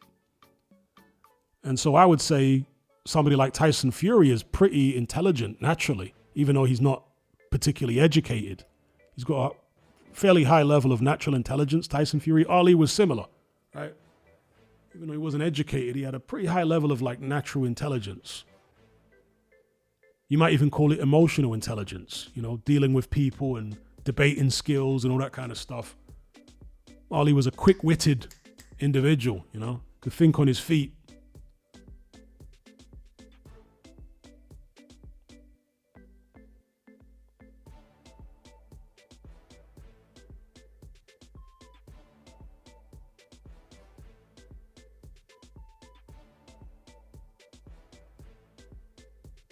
Ace says Ike the President would have also beaten Lewis. I mean, that's your opinion. Opinions are like a-holes. Everyone's got one. Lewis, at the end of the day, did it. And you can't take that away from him. He beat Razor Ruddock at a time when Razor Ruddock was seen as the number 1 heavyweight in the world, other than Holyfield or Riddick Bowe, because they were yet to fight. And Ruddock was avoided, feared. Lewis done him in 2 rounds.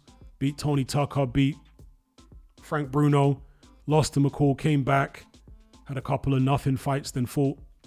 Tommy Morrison beat him, beat Ray Mercer. That was a very close fight, though. Beat people like Zelko Mavrovich, beat David Tua. That was a good win. Beat Andrew Gallotta. That was a great win at the time. I think they were ranked number 1 and 2 in the world at the time, Lewis and Andrew Gallotta. He blew Gallotta out in a round, who just beaten up Riddick Bowe twice. Vitaly Klitschko was a good win, so on and so forth, So Lewis did it. Whereas with Ike Ibeabuchi, it's all like what ifs. He didn't actually do it. Ace says Ray Mercer Ray Mercer didn't get robbed. Ray Mercer definitely didn't get robbed. It was a close fight. I guess you don't like Lennox Lewis for whatever reason, but no, like objectively speaking, it's a very close fight. Definitely no robbery. Big up K1 Green. What's up? What's up?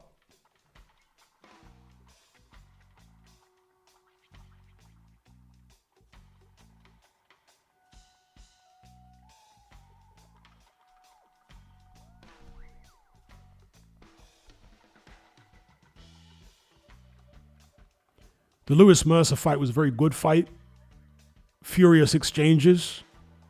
The best punches in the fight, obviously fights are not judged based on who landed the best punch in the fight necessarily, but the most impressive punches in that fight were landed by Lennox Lewis.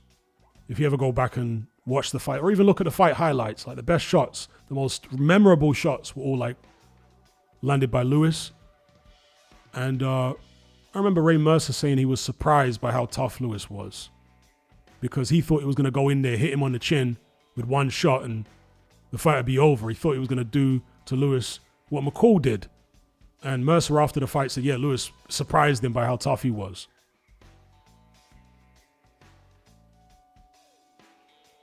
Ace says he has nothing against Lennox Lewis. You definitely have something against Lennox Lewis. You actually sound like the average boxing fan back in the 90s, because most boxing fans back in the 90s didn't like Lennox Lewis. See, the Lennox Lewis, even the Holyfield era, this is coming off the back of the Mike Tyson era. And it was kind of like Larry Holmes, the way he was treated by the public and by the pundits. Coming off the back of Muhammad Ali, he was living in Ali's shadow, you know? And it was the same for Lennox Lewis and even Holyfield to some extent. They were living in Mike Tyson's shadow. So nothing they could do was ever good enough for the pundits or for the public. Oh, he's overrated and blah, blah, blah. It's only with the passage of time that the majority of people can look back and say, okay, actually Lewis was that guy. He really was that good. So Ace kind of harkens back to the mainstream, the majority of boxing fans and critics at the time. They were always downplaying everything Lennox Lewis did. Lewis was never seen through most of his era as a great heavyweight, you know.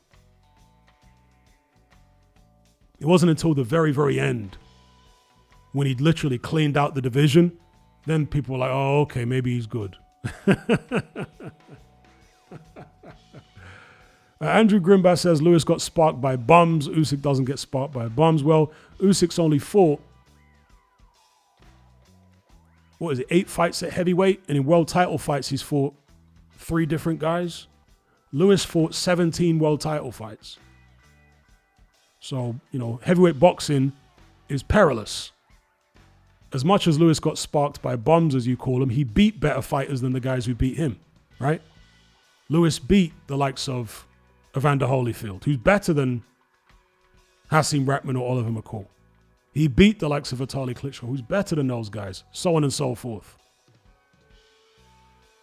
So you can't really judge him on the 2 fights he lost, which he both avenged, because he beat better people than the guys he lost to anyway. Do you know what I mean?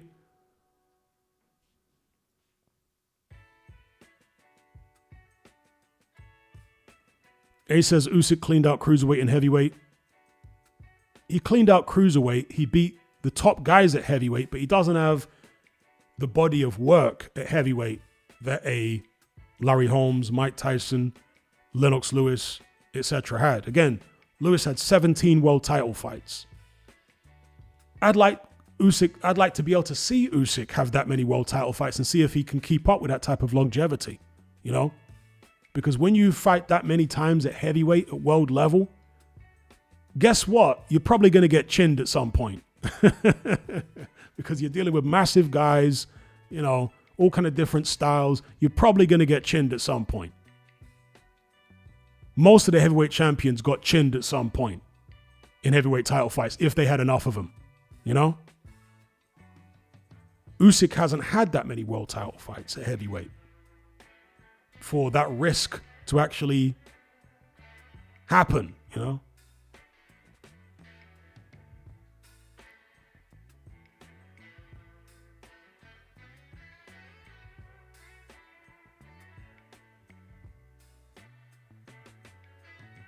A says Lewis ducked Vitaly in a second fight.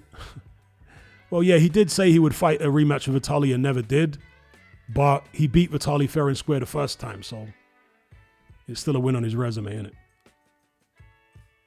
And like Samil said there, Lewis was overweight, undermotivated, and he still beat Vitaly fair and square anyway. Which some people might argue is definitely one of his best wins when you consider what Vitaly did after that. And one thing that Lennox Lewis always said from early on in his career is that he did not want to, and he said this in a documentary, I think it was a BBC documentary, and this was when he was still undefeated. He said that he did not want to make the mistake that many of his boxing heroes made, like Muhammad Ali, Sugar Ray Leonard, and so on, and carry on for too long. His original plan was to become undisputed champion and then retire as undisputed. That was his original plan. Obviously, it didn't work out like that because he lost to Oliver McCall and he was running around for years trying to become undisputed. It took him a long time to achieve that goal. There's a lot of politics and whatnot. But his original plan was to avoid the mistake that the Alis and the Sugar Rays made by carrying on for too long. Because there's always going to be a new... He literally said words to this effect when he was unbeaten. There's always a new challenger out there. There's always a new guy on the horizon who the public are pressuring you to fight. You have to be able to resist that and just walk away. And that's essentially what he did. After he beat Vitaly Klitschko, he said, let me not give in to the public pressure and all this stuff to fight the guy again. I beat him fair and square. I said I wouldn't go on for too long like my heroes. Let me actually stick to that. And that's what he did.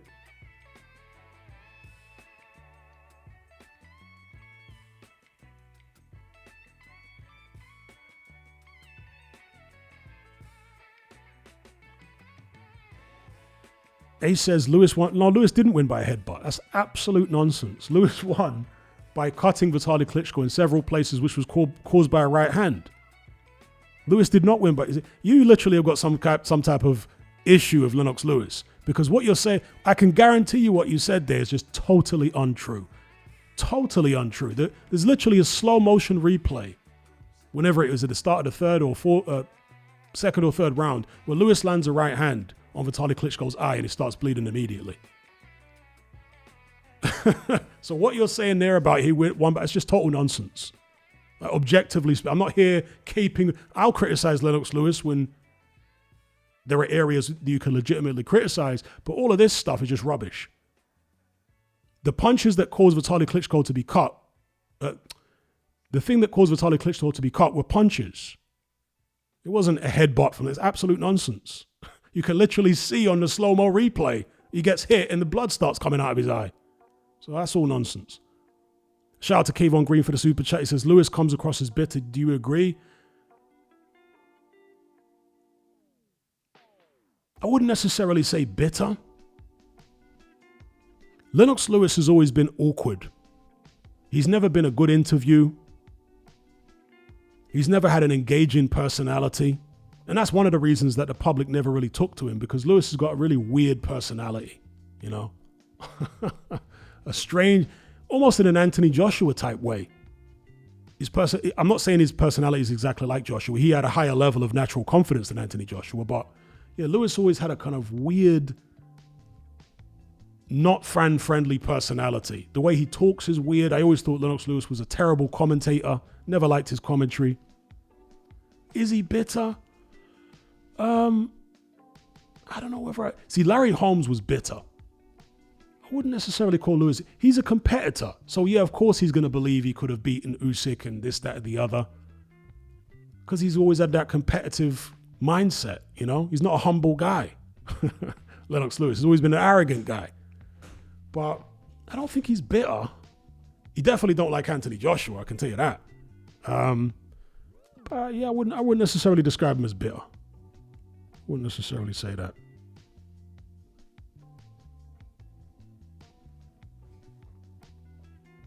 He's definitely weird.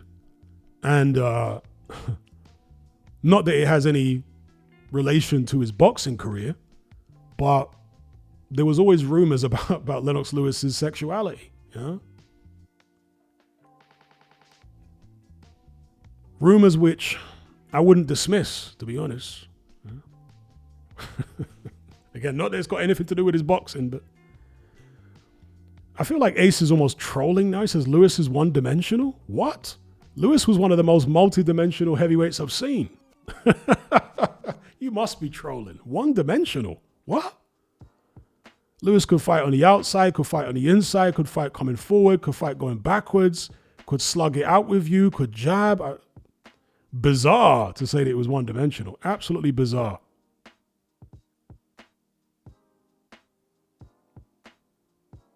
Fight News says, Lewis said, bring your sister to him. Yeah, I remember with the Hasim Ratman thing in the lead up to the rematch. Ratman started questioning his sexuality and Lewis got real touchy about it. See, the thing about the Lennox Lewis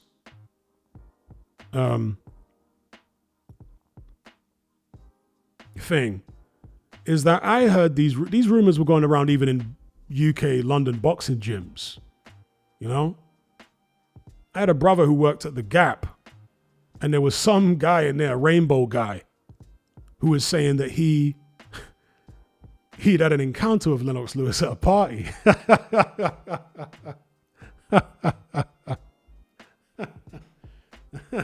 So it weren't just some random, because, you know, back then there was no internet, there was no social media. So for a rumor to get around like that back then, I reckon it would have had more legs to it. Do you know what I mean? Than today, where people could just make stuff up, it goes viral on the internet. Now, Ace is trolling here. He's saying Lewis fought like Spence? I don't think you've even watched Lennox Lewis if you're saying he fought like Errol Spence. You were either trolling or you haven't seen Lennox Lewis fight. Kayvon Green, who's from the United States, says Lewis was great at everything. He was well-rounded. Yeah, fought like Spence. What? Spence is kind of a robotic fighter. Lewis was very fluid. Nothing like Errol Spence. The only similarity, the only thing Spence and Lewis had in common other than being professional boxers was that they are both of Jamaican descent. So now I think Ace is trolling here. Says Ken Norton would have smashed Lewis. I think Lewis would have knocked out Ken Norton personally quite early. I mean, Ken Norton got knocked out in the first round by the likes of Ernie Shavers. No, Ken Norton, in my opinion, ain't beating Lennox Lewis. Nah. Lewis beat better people than Ken Norton.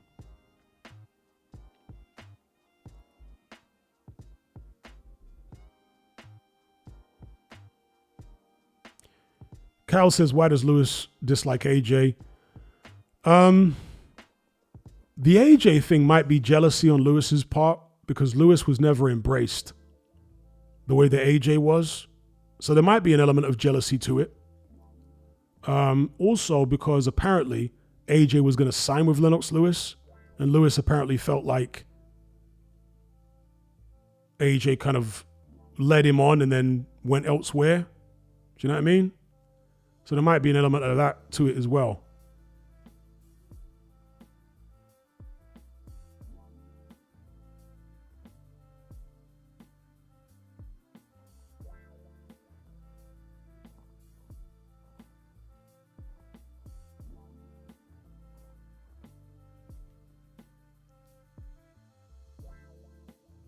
Fight News says, wasn't Lewis's manager a transformer? Yeah, and that's another thing that kind of makes you raise an eyebrow, innit? Frank Maloney.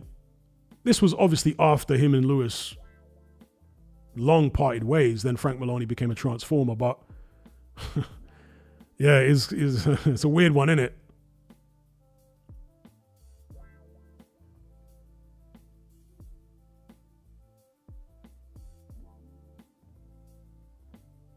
Anthony YouTube says, apparently Lewis hated on AJ because he was denied access to his changing room after the Klitschko fight. You know, Lewis is an egotistical guy. More egotistical than Anthony Joshua's ever been. You know, I mean, most top fighters are egotistical to some extent, but Lewis had a massive ego. So he could be offended by things like that, you know?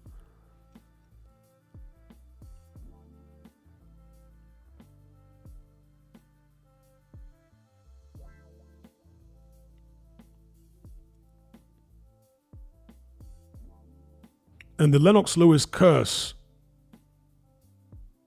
might be real, you know? The fighters who Lennox Lewis, the heavyweights who Lennox Lewis has any hand in training or giving them pointers or anything like that, seems like they lose. Although somebody said that Lewis visited Usyk's camp before the Fury rematch, but he wouldn't have been teaching Usyk anything. He has nothing to teach him. Whereas before the Frazer Clark-Wardley rematch, he was giving Frazer Clark some pointers. He took him on the pads. Fraser Clark got smashed to bits.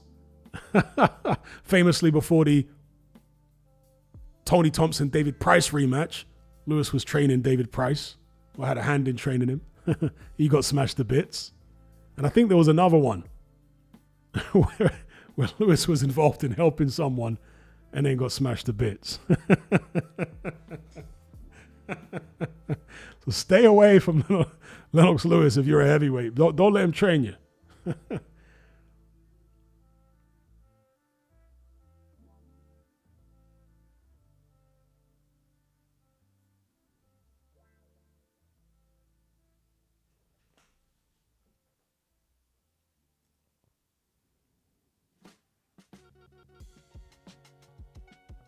Little Jacob says, the black community was embarrassed by Frank Bruno. That's a fact. That is a fact. That is a fact. Don't get me wrong. Some people in the black community really love Frank Bruno, but the majority, particularly the younger, like my generation especially, yeah. A lot of my parents' generation were people who more liked Frank Bruno, right? The ones who actually did like him. But the majority of people in my generation didn't like Frank Bruno at all. Didn't like him at all. Early on in Lewis's career, a lot of people in the Caribbean community liked Lewis, but he wasn't like wildly popular or anything. He was more popular than Bruno. But after Lewis got knocked out by McCall and Mike Tyson came out of prison, Lennox Lewis was abandoned very quickly. In a black community, nobody was really feeling Lennox Lewis anymore. It was all about Mike Tyson. You know, the bad man was out of prison. So Mike Tyson was far more popular in the UK in general, but even in the black community than Lennox Lewis ever was. But of course, Mike Tyson, I want to say behind Muhammad Ali, was the most popular heavyweight, maybe any weight boxer of all time during his peak. I think Ali was more popular during his peak than Mike Tyson was. But I think Mike Tyson's been more popular than Ali over the long haul, right? Like in the decades following Mike Tyson, the end of Mike Tyson's career, he's remained wildly popular with younger generations. Muhammad Ali didn't have that kind of longevity in terms of popularity. Yeah. Yeah, people talk about Muhammad Ali. Oh, he was great. But how many of these youngsters actually watch Ali fights? Do you know what I mean? He didn't captivate subsequent generations the way Mike Tyson continues to, because he had this fan-friendly style, the bad boy persona, the knockouts. Do you know what I mean? The ultimate boxing bad boy with the hand speed and the punching and all that kind of stuff. Yeah, I would say overall, in terms of longevity, Mike Tyson's the most popular heavyweight of all time.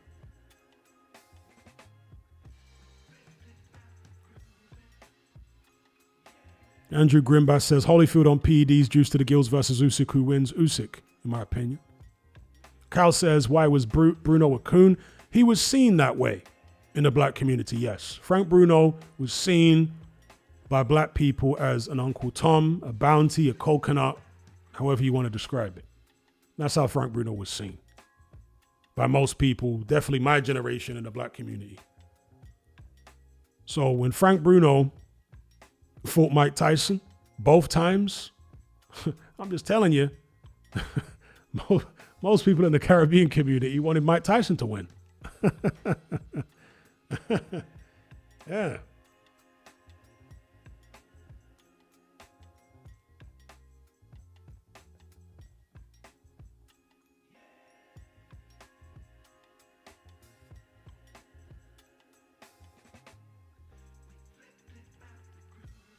One says, almost every Jamaican has a massive ego.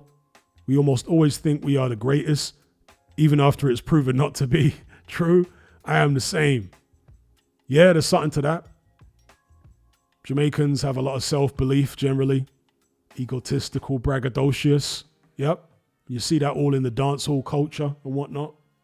And just a natural level of self-confidence that Jamaicans tend to have.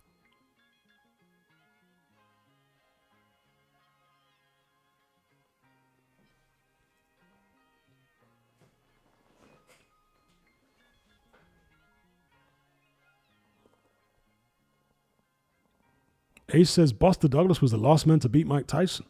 Okay, I'm sure you've got some weird take on that, because obviously lots of people beat Mike Tyson after that. We've got some weird take. Oh, Holyfield didn't beat him both times because he was juiced. Kevin McBride didn't beat him because that wasn't the real Mike Tyson. Lewis didn't beat him because he was washed up. Jake Paul, et cetera, et cetera. Mike Tyson admitted to dodging PED tests by using something called a Whizzinator. Now, he says he was dodging those tests because he had nose candy in his system, but that's what he says. In the run-up to the Razor Ruddock rematch, Mike Tyson refused PED testing. Did you know that? You can even find a newspaper clipping still. If you do a Google search, you'll find a newspaper clipping where Razor Ruddock was offering to pay. I think that's what it was. He was offering to pay for PED testing for Mike Tyson. And they shut it down. They wouldn't do it. Was it a mind game? Or was Mike Tyson actually hiding something? I don't know. But PEDs were rampant in the 90s. Absolutely rampant. Because in Nevada, there was no testing for steroids. I was always puzzled by how much weight Mike Tyson put on in a very short space of time after he came out of prison. Because in his final court appearance before he came out of prison, which was just a couple months, few weeks prior, he was said by people who were there, and I think even members of his own team confirmed this, that Mike Tyson was weighing like 185 pounds or 190 pounds. And within about 2 months, he was weighing 220. I don't know what's going on there, bro. How do you go from 185, 190 pounds to 220 in like 3 or 4 months? And it's solid muscle. When he came back against Peter McNeely, he was ripped to shreds. There wasn't an ounce of fat on him. I always thought at the time, what is that all about? How are you going to go from 190 pounds to 220?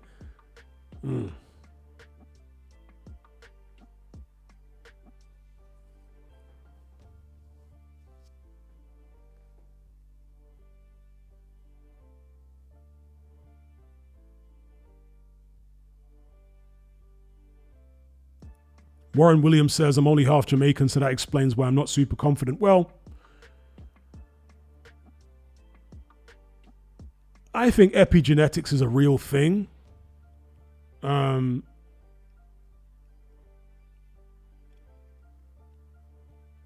the experiences and the way that those experiences impact on a person's mental and emotional state are then recorded by the person's DNA, right, into the person's DNA. And those experiences and the way that they shape your personality can then be transferred to your kids. This is the concept of how it works. And some people say that's why people have past life memories. It's not that they actually lived a past life. It's that they've downloaded through the DNA memories from ancestors. Now that wouldn't relate to people who in their past life were Napoleon or something, right? Or something else. But if somebody was like having past life memories of being a carpenter or whatever, a shoemaker, maybe that's what it is. Maybe it's like inherited memories that are in the DNA somehow. That's the idea of epigenetics, as I understand it, or at least an aspect of it. And so when you have a nation that has a collective history, like Jamaicans do, especially isolated on an island, which keeps the gene pool fairly small, you can get certain character traits within that relatively small gene pool, which become predominant, you know? And therefore, there might be a high, obviously you get shy Jamaicans. Yeah, I've met shy Jamaicans. I've met timid Jamaicans. But we're talking about in general, yeah? in general, Jamaicans are a lot more confident. I want to say naturally, a lot more gregarious, confrontational, even, etc., than let's say Ugandans are. Ugandans tend to be kind of funny people, but they're not as upfront and do you know what I mean? Head on as Jamaicans are.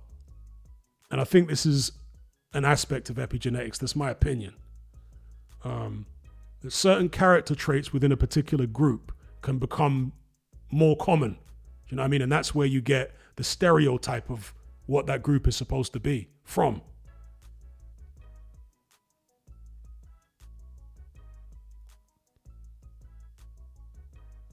So long story short, I think some of it is actually nature rather than nurture. But nurture can turn into nature, if that makes sense. That's how epigenetics works. Your experiences can then be, can impact your personality and your mental and emotional state to such an extent that you actually then pass those things on to your offspring and future generations.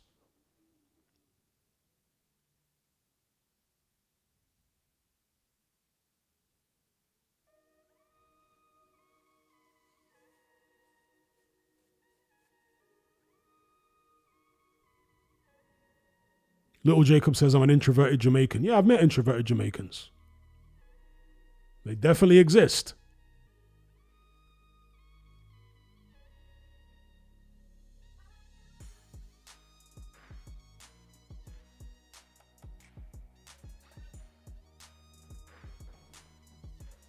Kyle says, I'm an extroverted Zimbabwean, so I feel atypical. Derek Chisora is an extroverted Zimbabwean. Zimbabweans have had some extroverts, bro. Like, you know, some proper extrovert people. I'm not saying that's the norm in Zimbabwe, but there's definitely been a fair few extrovert Zimbabweans. Derek Chisora is extremely extrovert.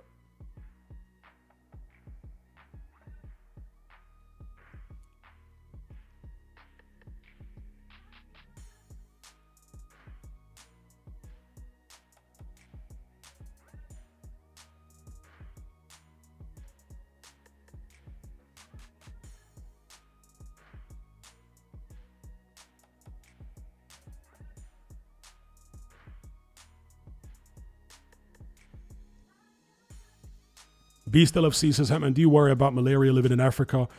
Do you take anything, or is taking the shot propaganda? I don't live in Africa currently. As far as malaria, the one thing which fearmongers never tell you regarding malaria is that obviously people, including people who are not from Africa, move there and live there permanently. And I can assure you that those people are not constantly taking anti-malaria medication. They're not doing that. It's actually dangerous to take it long term because it can come with all kind of crazy, weird side effects. So most people who live in areas where there are, there's malaria in Africa, is once they get symptoms, then they go get treated. And of all the people I've seen online and people I've spoken to and all that kind of stuff, that seems to work perfectly fine. I'm not a medical doctor. I'm not giving you medical advice. I'm just telling you what I've heard from people, what I've been told. Yeah, as soon as they start getting the symptoms, which are flu-like symptoms, that's when they go and get the pills or the injections or whatever. And all the people I've heard do that, they say they're absolutely fine. Recently, I've been talking to somebody in Africa who got malaria recently. And as soon as they started getting the symptoms, they went and got tested and they were given some pills and now they're fine.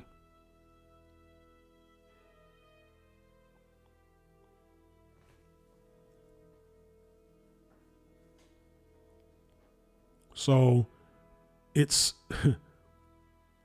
people who live there don't worry about it as much as people who want to go live there or want to go visit there.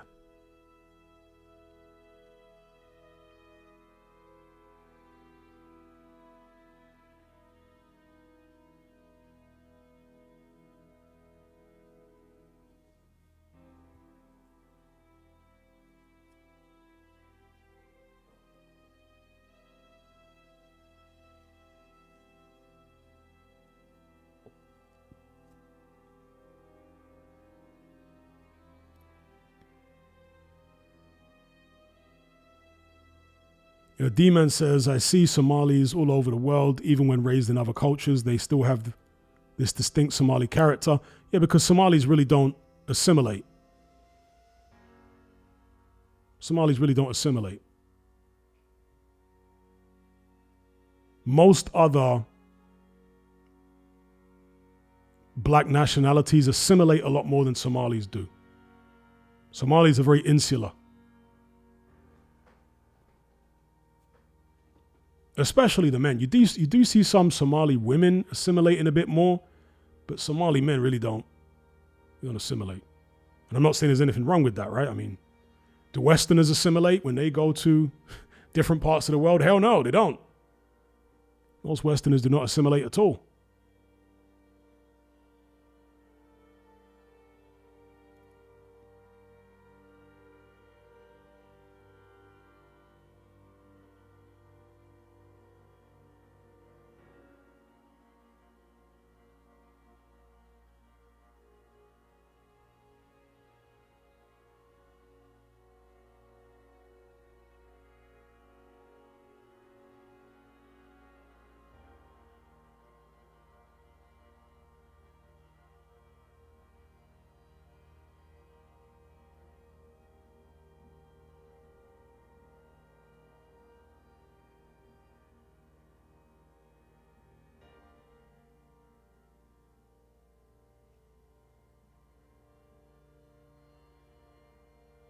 All right, apparently the Clarissa Shields fight is on next. I think I'll go to sleep before that one comes on.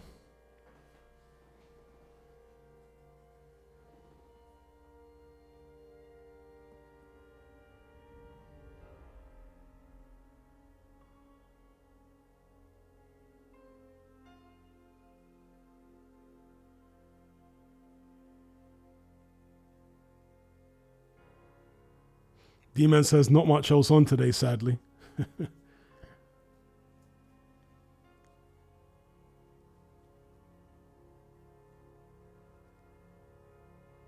I'd rather watch a Richard Dwyer video talking about a Clarissa Shields fight than actually watch a Clarissa Shields fight. How about that?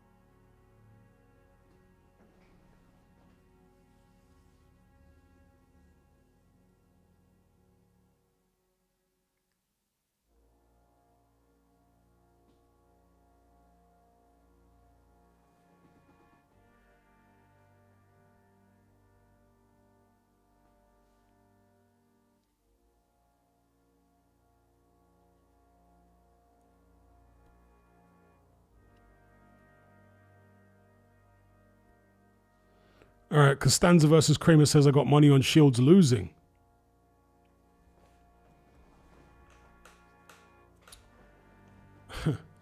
I got no idea who she's fighting.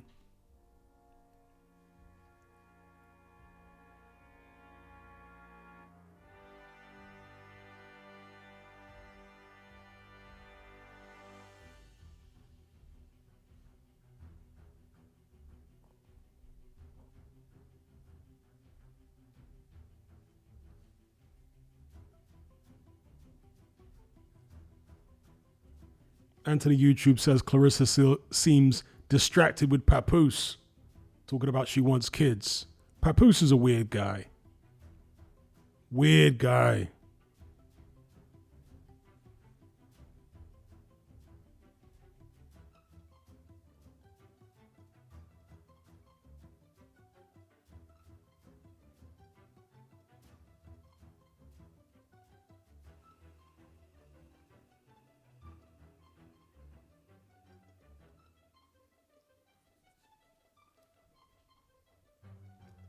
I don't know why he'd be so attracted to these masculine women, you know? Remy Ma. Remy Ma don't look bad, but again, her energy, her personality is really masculine. It's nasty. And the same with Clarissa Shields, like super masculine. It's just, ugh.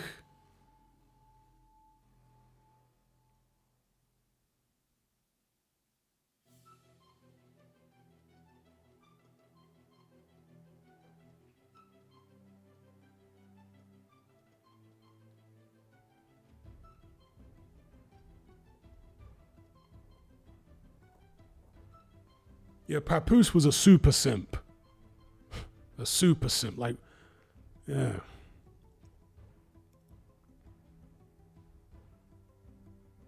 Because Remy Ma is just like a hood rat, you know? Why would you be simping that hard for a hood rat?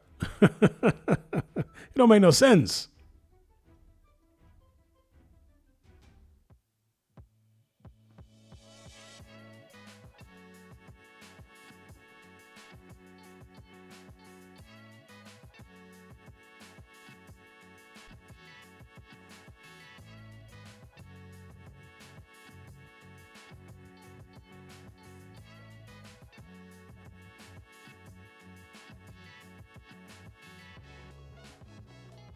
And I don't really understand these guys like Papoose.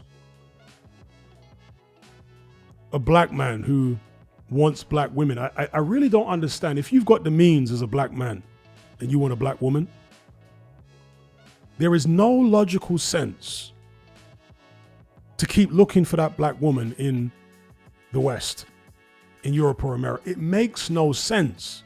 The only reason you would do that is if you don't have the means to leave the West. Yeah? But these guys who have had successful careers, who've got enough money to move about, why is he looking for wifey in America? It don't make no sense. Think about it. How many black people are in America? 30 million or so, give or take. Half of them are female, so that's 15 million. The ones that are going to be of an age that you could actually date, it might be 6 million, 7 million, right? If that. In fact, let's cut that down to 5 million. Let's say it's 5 million that are within the age range that you'd want to date and wife. 5 million black women in America. And how many of them are single? How many of them are even attractive? You see what I'm saying? That's not the place to look for a black woman. The place to look for a black woman, obviously, is in Africa. Because then you've got 500 million of them. It's simple logic. You go to Africa to find a black woman if you've got the means. Simple. In one African country, there's more black women than the entire United States. Sometimes in one African city, there's more black women in the entire United States. Like, come on, bro. I'm not talking about black women within the age that you'd want to date.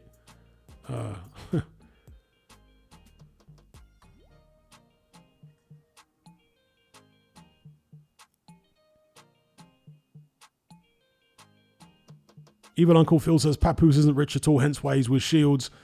Well, how much money do you think someone like Papoose has got? How much do you think he can generate? He's surely generating 6 figures. If you're making 6 figures, 100K a year, you are rich in most African countries, easily. You are in like the top 2% of earners. You as like a Papoose, you go to Africa, not South Africa. Don't be silly. Don't go there. But go to most other countries in Black Africa outside of South Africa. You will be treated like flipping God on earth when they realize that you're American and you got the bag. There are going to be so many beautiful women who haven't been ran through that want to be your wife, who are feminine and submissive. Just come on. And I say this as somebody who has experience in this regard.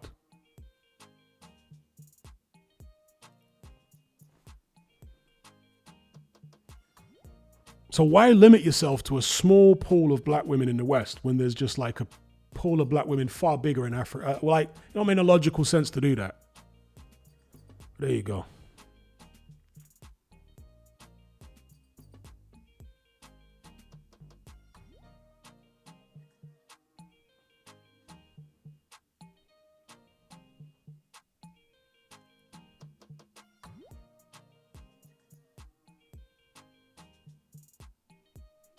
All right, Warren Williams doesn't think he's doing six figures. I'd be surprised if he's not making six figures. From royalties alone, shows. Six figures ain't that much money in the West. I mean, it's more than most people make, but for somebody who's a public figure, six figures is not a lot. if you're a public figure and you're only making 100 grand in America, where did you go wrong? Like, nah, man. I don't know, obviously, but I would imagine he's making at least six figures. And even if he's making 60 grand a year, in most African countries, you'd be considered rich. I'm not joking.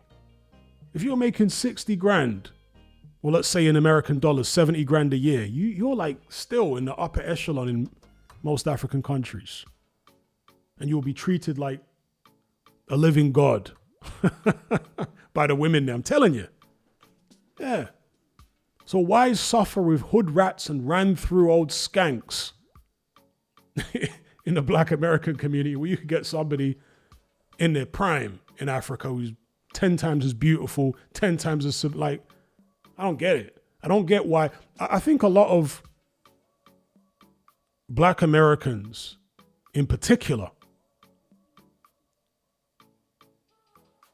don't feel African enough to get African. I think that's what it is.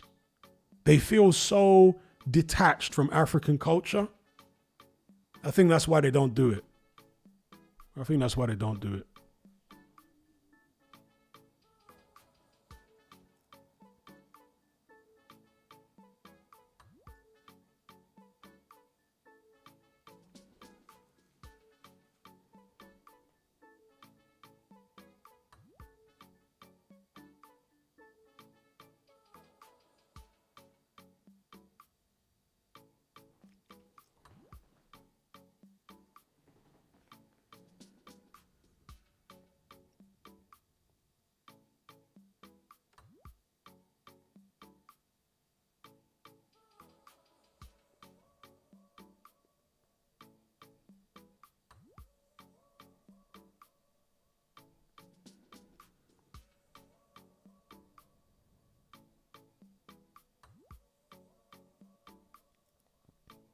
Chief Wiggum says, how do you know they're not there to rob you?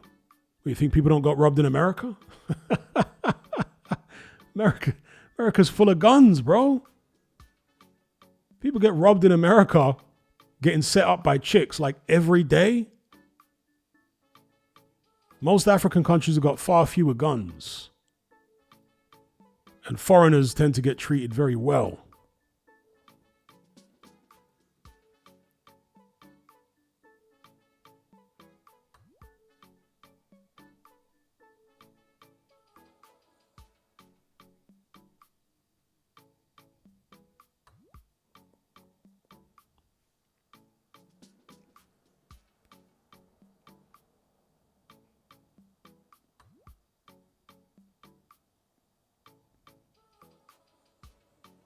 Ace, you apparently know nothing about Africa.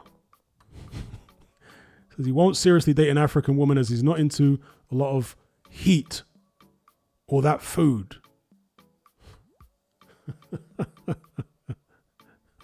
And they only want you for your papers.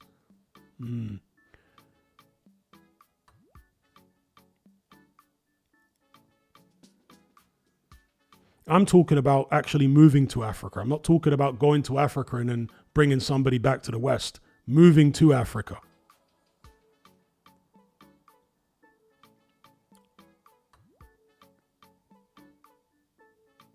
And of course, when you move to Africa from the West,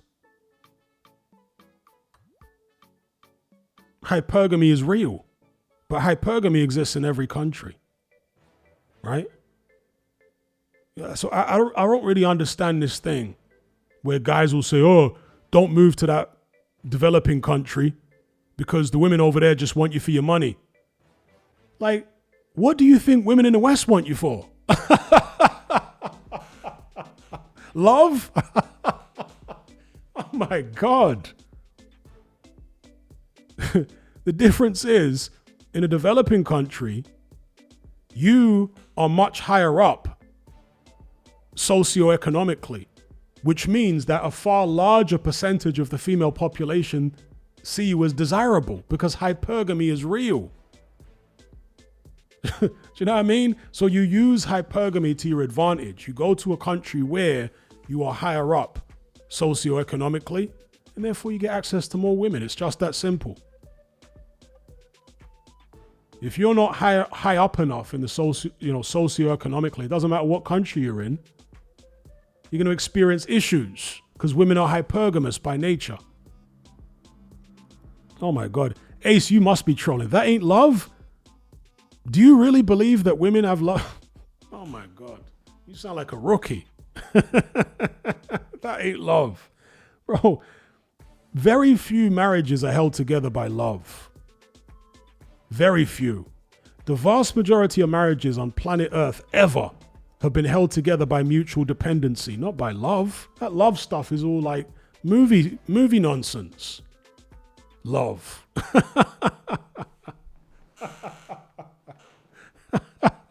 I've been drinking the Kool-Aid. Huh? Ace says it's all fine for flings. You can get a lot. No. The standard of, I'm talking about in the black community, the standard of women in London, in the black community, is very low in terms of looks, behavior, everything compared to many African countries where the standard is just much higher. Their looks are better, they're more feminine. I mean, just all the way across the board, just far higher caliber.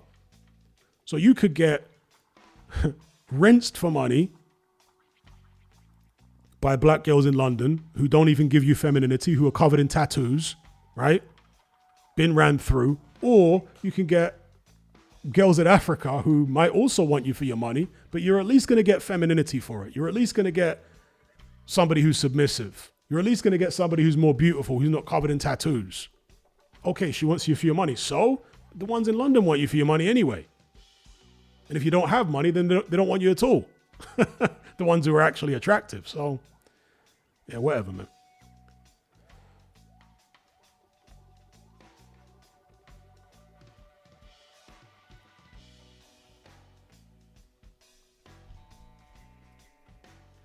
All that love stuff is just, that's movies, bro. That's all movies.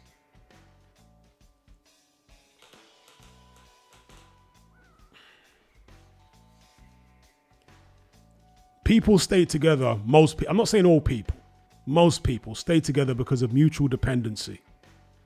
If you remove mutual dependency from most relationships, they're going to fall apart. Both parties have to depend on each other, seriously depend on each other for something. Yeah? Particularly the woman. If the woman doesn't depend on a man for anything, that relationship's on shaky ground. I'm just telling you, she needs to depend on the man for something. And the proof of the pudding, right, is just look at the countries with the lowest divorce rates and the highest marriage rates. They are patriarchies. The more patriarchal the country is, the lower the divorce rates will be, the higher the marriage rates, and so on. Yes, because in patriarchal countries, women depend on men, usually financially. That's what keeps the families together. When you have more of an even distribution of wealth between men and women, women tend to be innately more selfish. They're not interested in keeping families together and all that as much as men are. And that's why you get this atomized society that you have in most of the West now. Yeah. A matriarchy or a society that leans more to the female side will always be atomized. There will always be loads of single people. Nobody can make a marriage last. That's how it always ends up. Whereas a patriarchal society, which is like really male dominated, you see long-lasting families, cohesive. It's just the reality of it. It's just the reality of it. Men tend to be, in general, I'm not saying all men, obviously. Men tend to be, in general, more concerned with holding together family and community and stuff like that.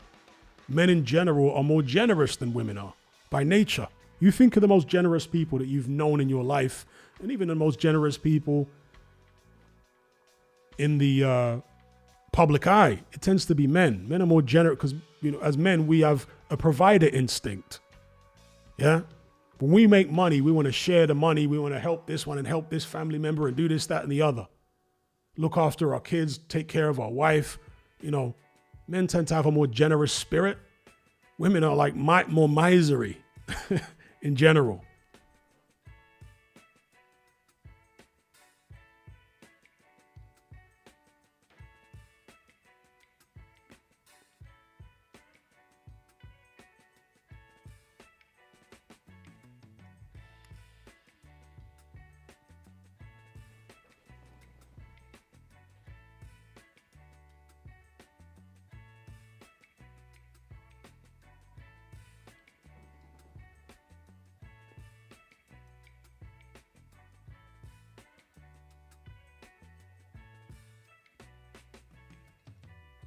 I guess Rick Ross is walking Clarissa Shields to the ring now. I ain't watching.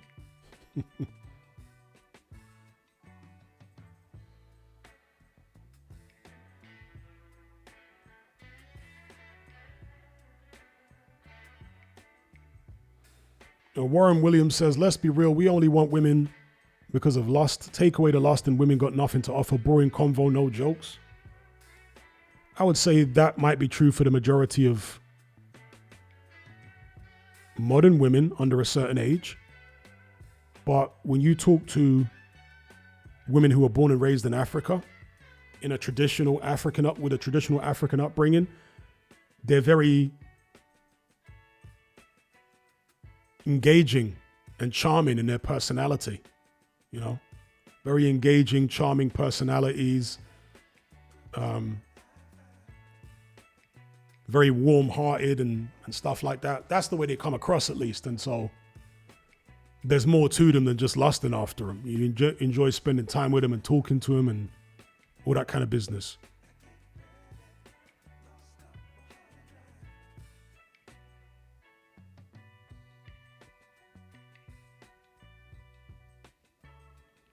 But like the wannabe Insta queens and all that stuff, yeah, there's nothing. There's totally vapid. There's nothing in there. There's literally nothing there. Just an empty shell.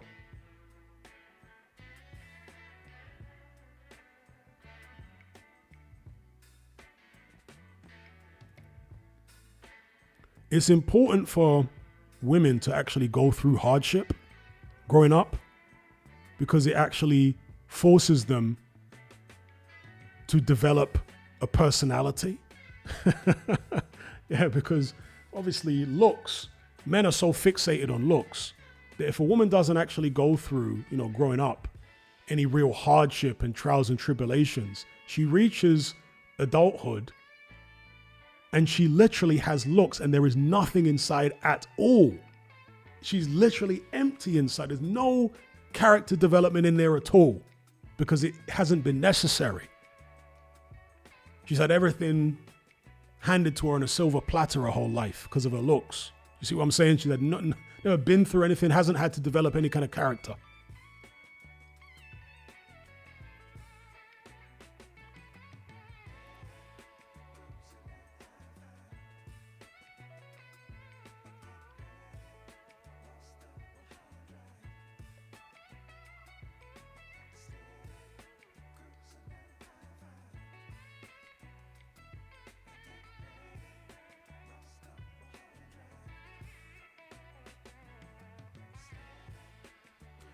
Warren Williams says, charming because they want something. If a woman likes you, she'd be charming. If she don't like you, she'd be toxic.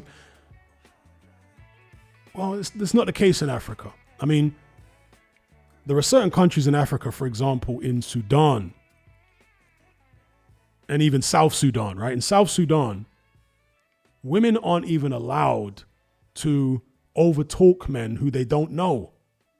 Do you know what I mean? So there's like certain patriarchal protocol in certain African countries where women are not allowed to even raise their voice to a man, even if they don't know the guy. Do you know what I mean? They're not allowed to talk over them. Yeah.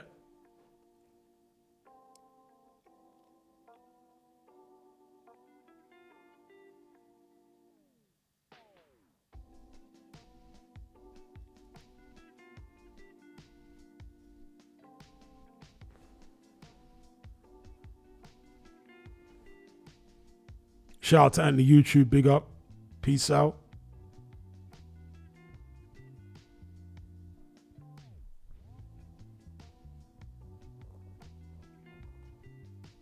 And another thing which is great about Africa, as far as I'm concerned, is polygamy. Yes, in many African countries, you can legally marry more than one woman. And because it's part of the culture, there are plenty of women who are okay with it.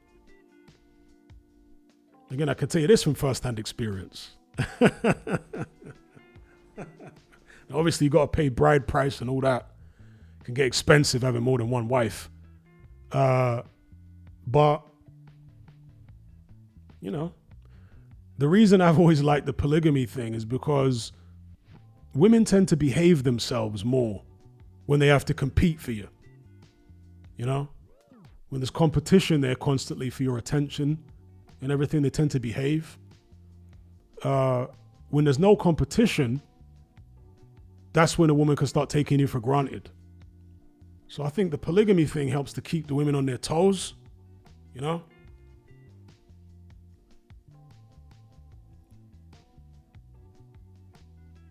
Evil Uncle Phil says women don't mind polygamy if you have money, even in the West. Well, legally, there's no ability to have polygamy in the West, unless you marry them in a different country and then bring them to the West. And also, polygamy is more likely to fall apart in the West because you don't have the cultural infrastructure that supports it. In many parts of Africa, you do. And even in the Middle East and stuff like that, you have like a whole cultural thing that supports polygamy. In the West, there's nothing like that, unless you're part of an ethnic community or something.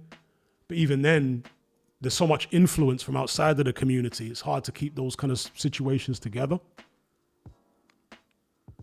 But the place to do polygamy is in a country that has a history of it, you know, that has a cultural, it's part of the fabric of their culture. That's the place to do it, rather than trying to do it in the West. It's going to fall apart. Because, you know, you can live in a country and live in a community where there are loads of polygamous marriages. So when the women look around, they don't feel like they're being cheated out of anything, or, do you know what I mean? Because it's normal there.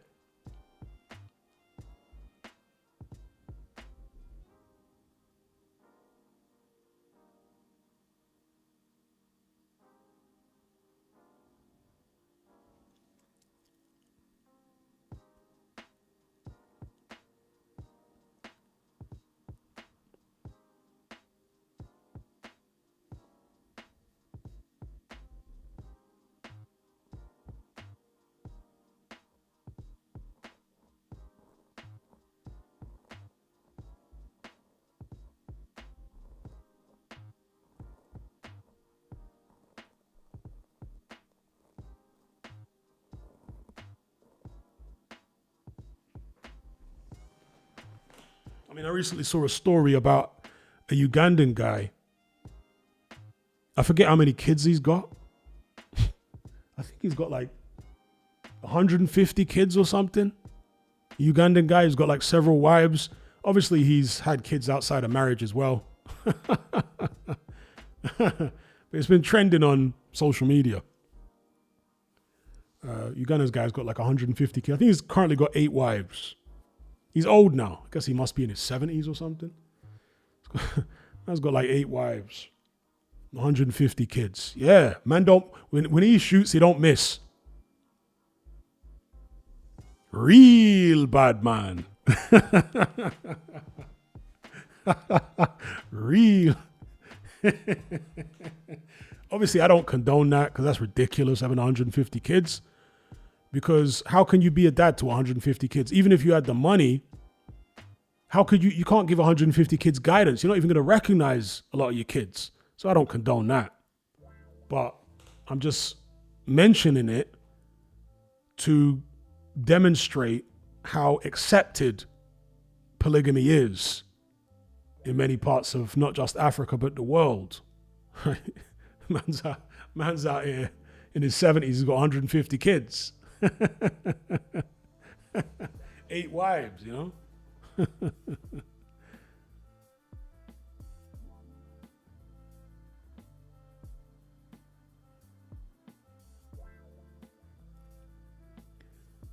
Ed says, why not just have a bunch of women and kids that don't know about each other? I had 3 different girlfriends who knew nothing about each other.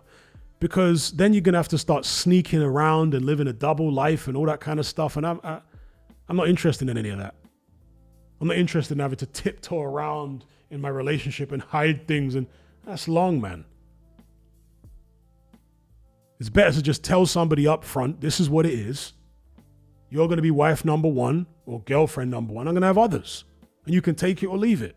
All that tiptoeing around stuff, that's long, bruv. I ain't doing none of that.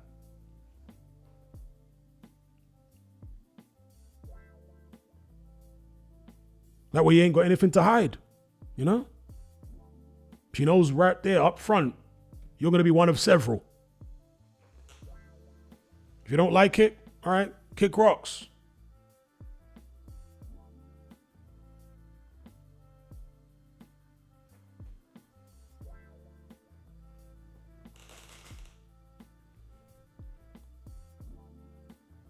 Kyle says, I'm going to do that. I'm tired of hiding my other women.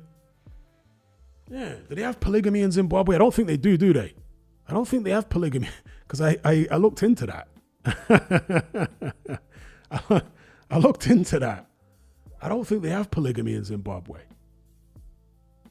They have polygamy in South Africa. They have it in Zambia.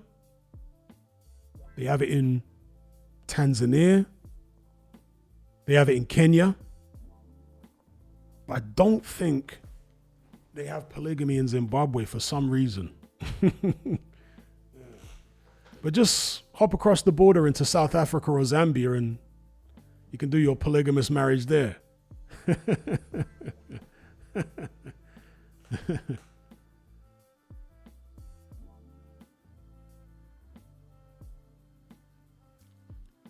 Mr. Richard says, what are your views on Caribbean women from the Caribbean? I avoid them. I've got no reason to entertain them at all.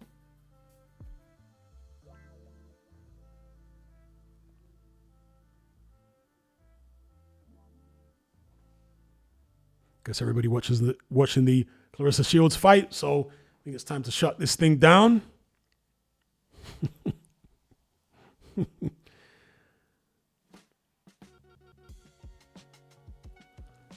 So somebody's saying it exists in other places. You have to be careful though in America trying to do polygamy, because isn't that one of the things that Polite caught charges over was polygamy? You got to be careful, man, because they don't have the cultural, infrastructure to support polygamy in any Western country. If you're going to do polygamy, it's much easier to just do it in a country where it's legal. To dance around and do all this weird stuff. You can catch cases, catch charges. It's long.